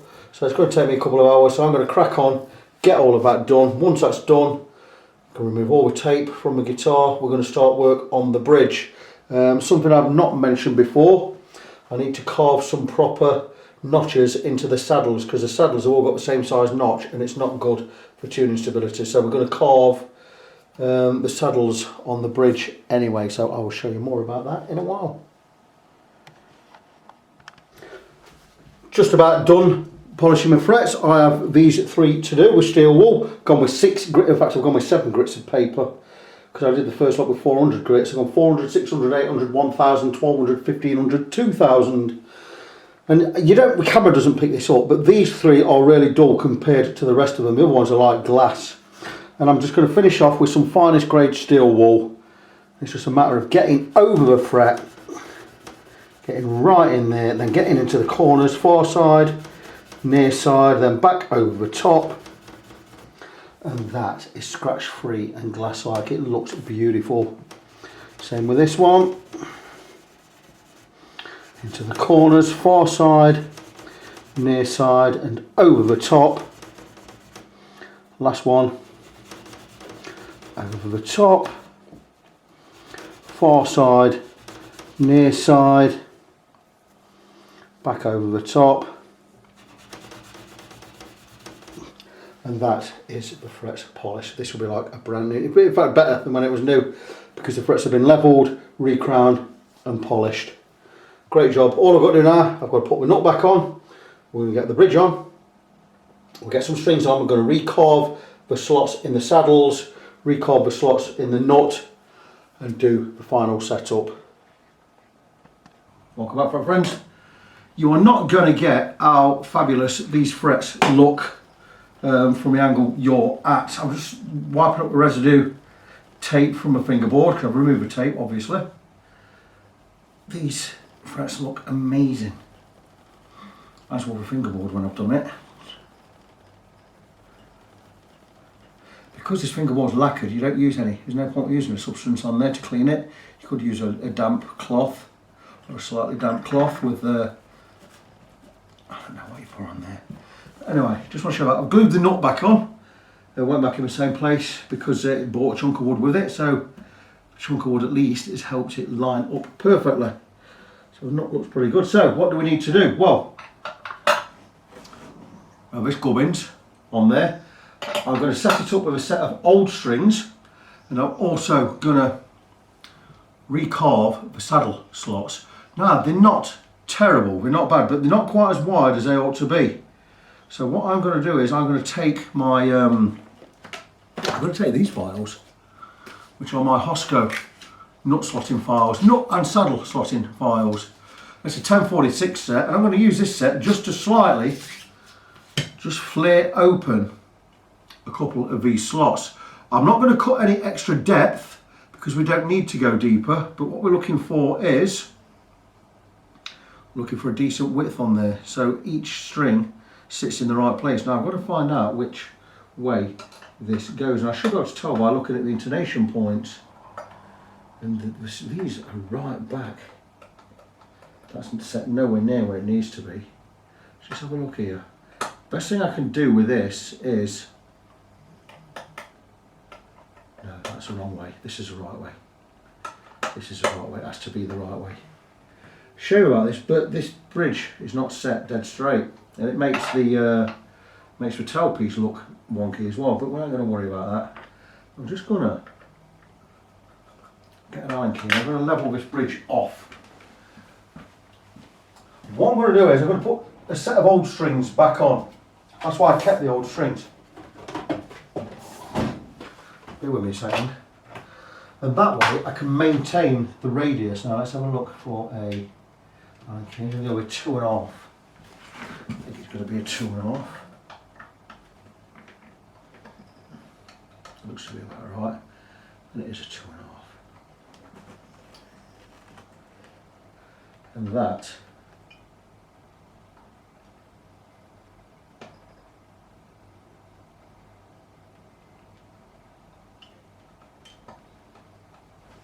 straight now. Don't go too far with that one. There you go, the bridge is now straight. The 4 Allen key adjusters to set this bridge. And what I'm going to do is, I'm going to put the strings on, and then I can recut these nut slots using these files. For instance, I don't know what you can see from back there. You have to take my word for it. I'm just going to take the 46 for instance, and I'm just going to just widen that slot just so it takes the string better, and that will be absolutely fine where it is. Well, I don't want to cut any depth because we need to maintain the radius, the match radius there. So I'm going to find my old strings, which I have right here, and we're just going to restring it with the old. That's why I kept the old strings. This way I'm able to set the bridge, the saddles and the slots properly.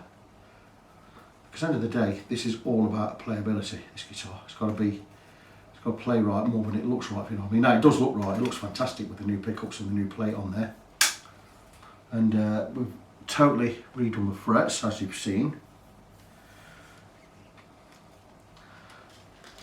And so let's have a look at this bridge. This should slide in under there. And that's going to pull to the side slightly. Of course, the string doesn't reach because we're a lot further back with this. So I'm going to have to go with a set of new strings. Okay, I'm going to put the new strings on straight away. Let's chuck these. Didn't think of that. I remember now, the other tailpiece was a lot, it came right up here. This one doesn't, it goes a lot further back. Bear with me. And,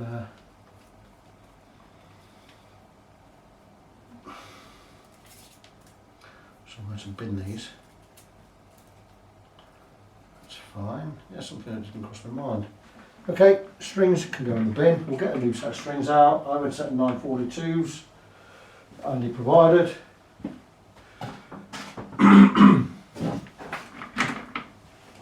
I would have liked to have done this with a set of old strings, but it's not possible.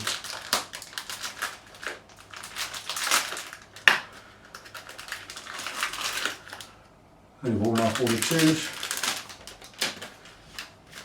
I'll put the top and bottom strings on for now.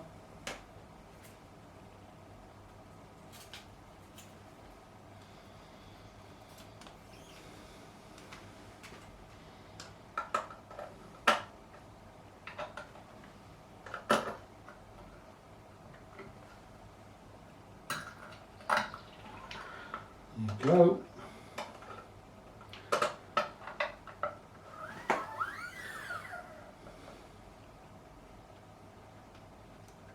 These tuners are really shallow posts, really small posts. So we're not going to get a lot of winds on here.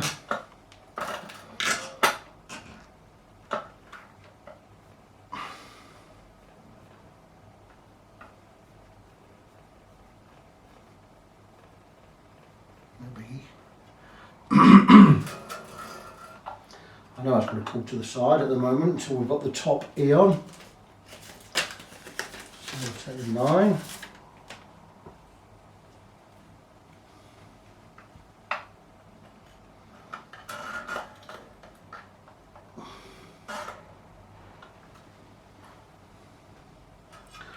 Oh, quite a load of place. There's the old one left. There you go, that's off. That's good.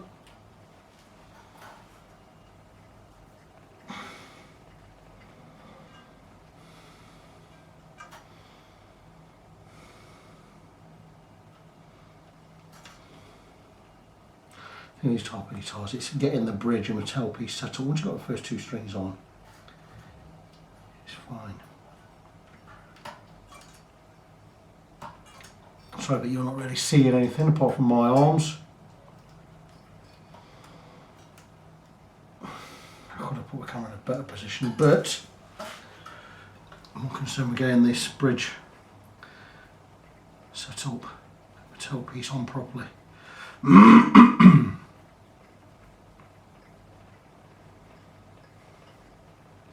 Now, each of these strings will be exerting around 9 kilograms of pull between the stock tailpiece and the tuning machines, or tuners as we.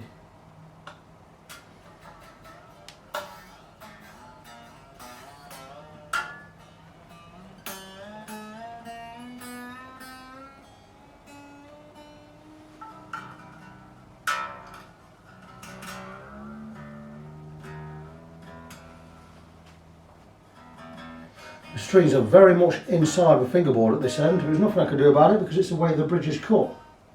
And the saddles are cut.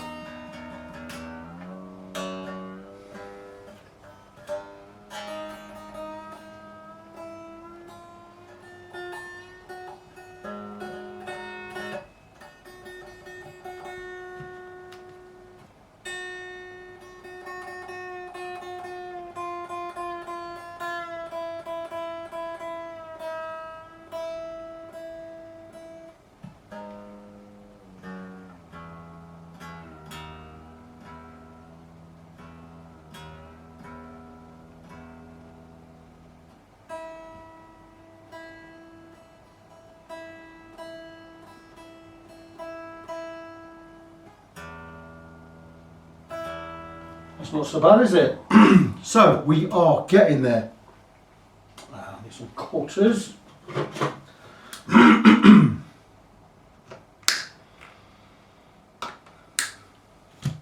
So we have the two outside strings on. Now, while I'm doing this, I'm also going to be looking to set the height of the strings at the same time. So I'm not going to put any more strings on yet. 24 3/4 scale length on this. Neck is pretty much straight. Happy with that.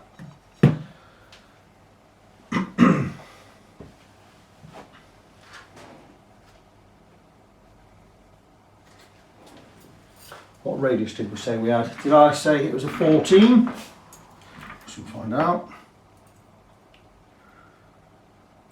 So we are getting right to the end. Yeah, it's definitely a 14. Happy with that. I have removed the cover plate from the bridge, just while we set these strings up. So I'm just going to check the height of a string above the 12th fret. Anyway, around 2mm will satisfy me right now. We can alter everything else on the bridge in a bit. And we are 1.75, which is perfect. And just under 1.5, which is just about perfect. What I'm going to do is I'm just going to tweak. Just going to come up a tad on this side. I'm just going to come up a tad on both sides.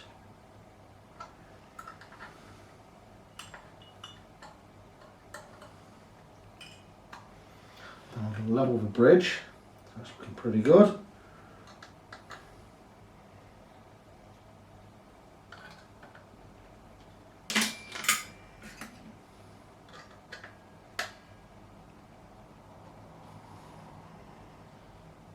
Okay, happy with that. Check again. 1.75, more or less exactly. 1.5, I'm happy with those. Just a little, probably 16 for the turn on the back too. And just to tighten up on the front.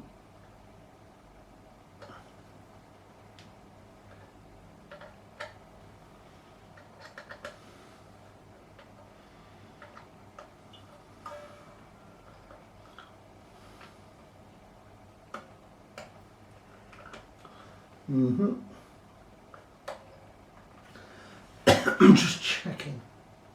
I'm too high on this side. Thought we were.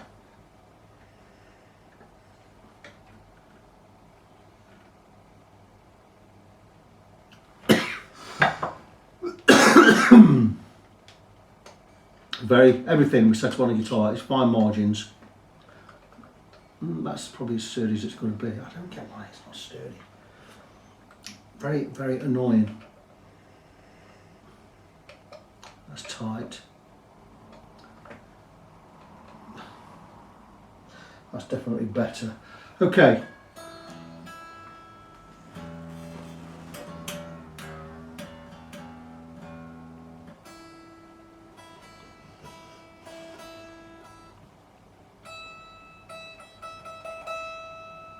Intonation's way out there.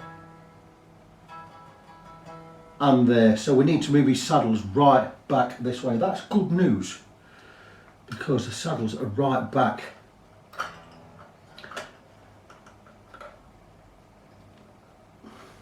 Okay. That one's not moving. That's great. I'm going to loosen the strings.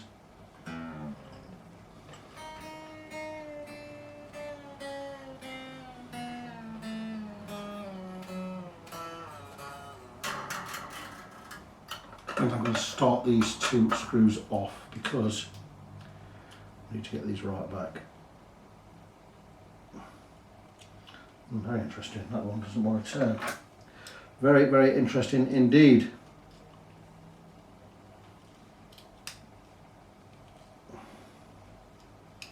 It turns, but it doesn't want to bring the saddle. That is very annoying because this has to turn. Otherwise, the bridge is just there for show.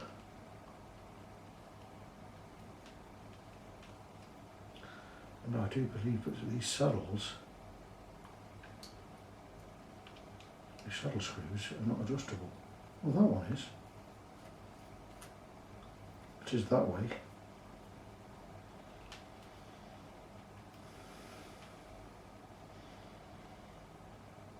Okay, bigger screwdriver. This is very, very annoying. I'm going to stop the camera. Oh, hang on, we're going. Maybe it's been sprayed with something, I don't know. I'm going to use a much, much better screwdriver. Cheap piece of rubbish bridge. This, look how it's chewing up this screw. I mean, it's not totally chewed up, but it is trying to chew up. I'm using a flat screwdriver.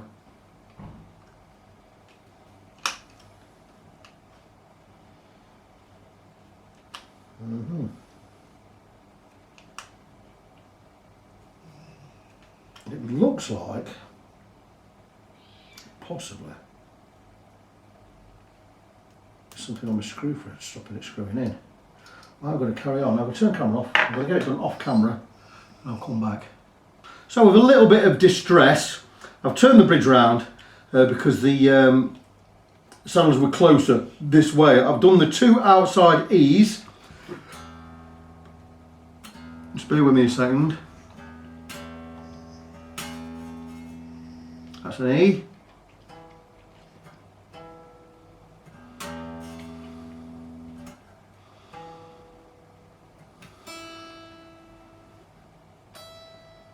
So the intonation is right on the top.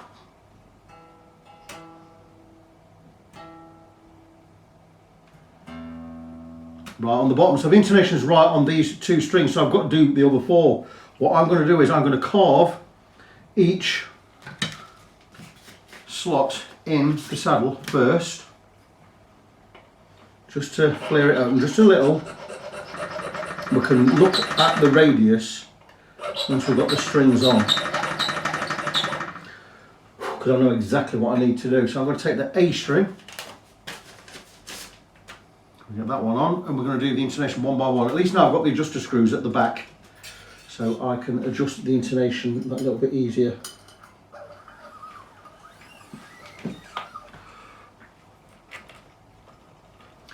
I'm going to just zoom out a little, just so you can see me doing everything. I'm not getting as much wind around these posts as I would like. Just bear with me a second, just let me get this A string on and I'll show you what I mean. End of the day, I can only work with what I've got, can't I?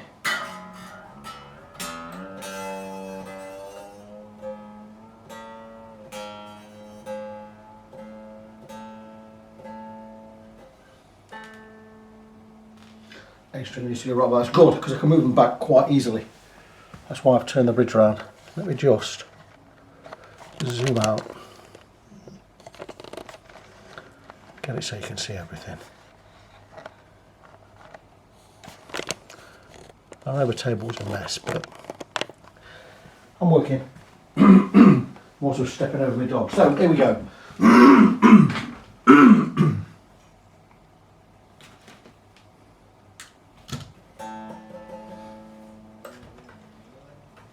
Stretch the string first.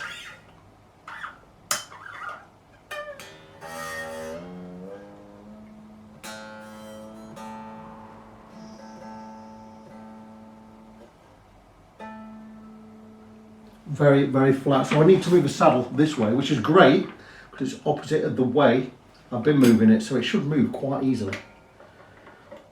This is a really cheap bridge. In fact, you know what, we tipped over like that, it'll work even better because I can get in at the screw. These screws are not even steel, they're just some tin pot metal. I would suggest changing this bridge to Andy because, I mean, I can get it set up fine and it'll work fine. It'll just, you're not going to get years at, well, you're not going to get, if you need to adjust it, if you change your string gauge, you are going to need to adjust it and you ain't going to be able to. And that's a problem with these cheap Chinese guitars. The parts are just crap.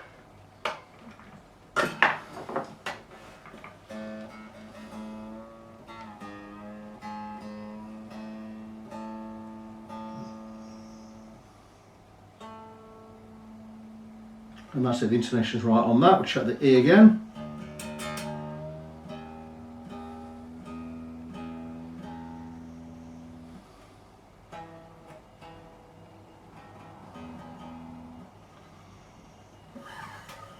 And I hate the angle of the headstock on this.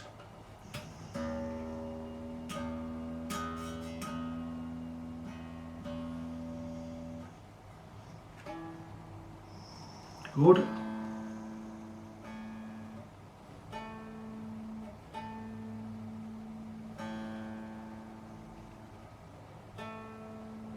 Good.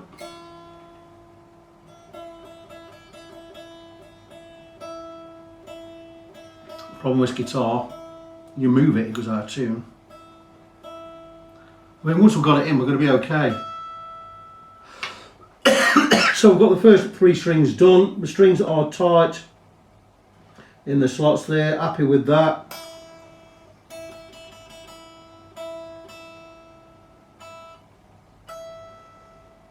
Pretty good, pretty good. So I'm going to crack on, I'm going to get these all done, and once that's done, I'm going to come back and I'm going to set the radius on the saddles. I'm going to kick the dog out because he's just farted. And that's Ross, that stinks, get out. Move! That is disgusting. Anyway, back soon. So friends, I decided just to move on and get on with finishing the guitar, which I did. We got all the intonation set, we didn't knacker any screws. I carved proper slots into the saddles, got the saddle cover back on. Pull the guitar back together, really stretch the strings in, check the intonation, that's right. The nut slot heights were fine anyway. Set the action, set the neck, and I've tuned it in, and wow, you know, what a project this has been. Now, okay, I know the Rick aficionados are going to come and see this and they're going to go mental, as they do. But don't think, even though this is a Chinese guitar, and I'm not a fan of Chinese copies, don't get me wrong, I'm not a fan of them at all, but just because it's a Chinese copy doesn't mean it's rubbish, and it is a fine guitar. It is solidly built, it's actually really well built. A couple of things I don't like about it. Cheap parts for one, I definitely change that bridge out at some point, but look at it now, we have got all the right parts on there. And if I can, let's recap what we did. Well, it came in being a pretty not great looking copper with pickles. Pickles were okay.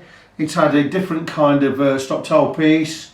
The guy who bought this guitar wanted new pickles, which he's got. They're brilliant pickles. I'm not sure what they are. I'm sure they're official.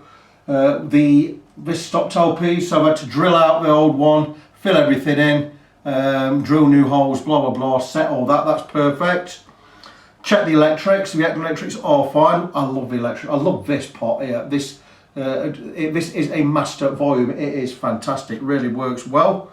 Same nut went back on. I love the fingerboard, but it needed fretwork. So we've completely levelled and reprofiled the frets, polished them up. So it's had all of that done. It's had the electrics, pickles changed, new stop tailpiece on there, and that's really it. Every nut and bolt has been checked, tightened where needed. The electrics have been checked. It's all back together. It plays fantastic and sounds amazing. Now it's got the right pickups on there. I really like it.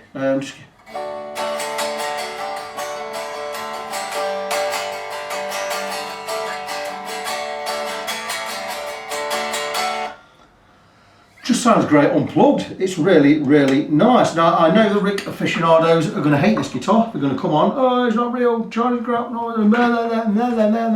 Rick aficionados, Rick pricks as I like to call them. I did restore a 1964 Rose Morris 330 series Rickenbacker, real one.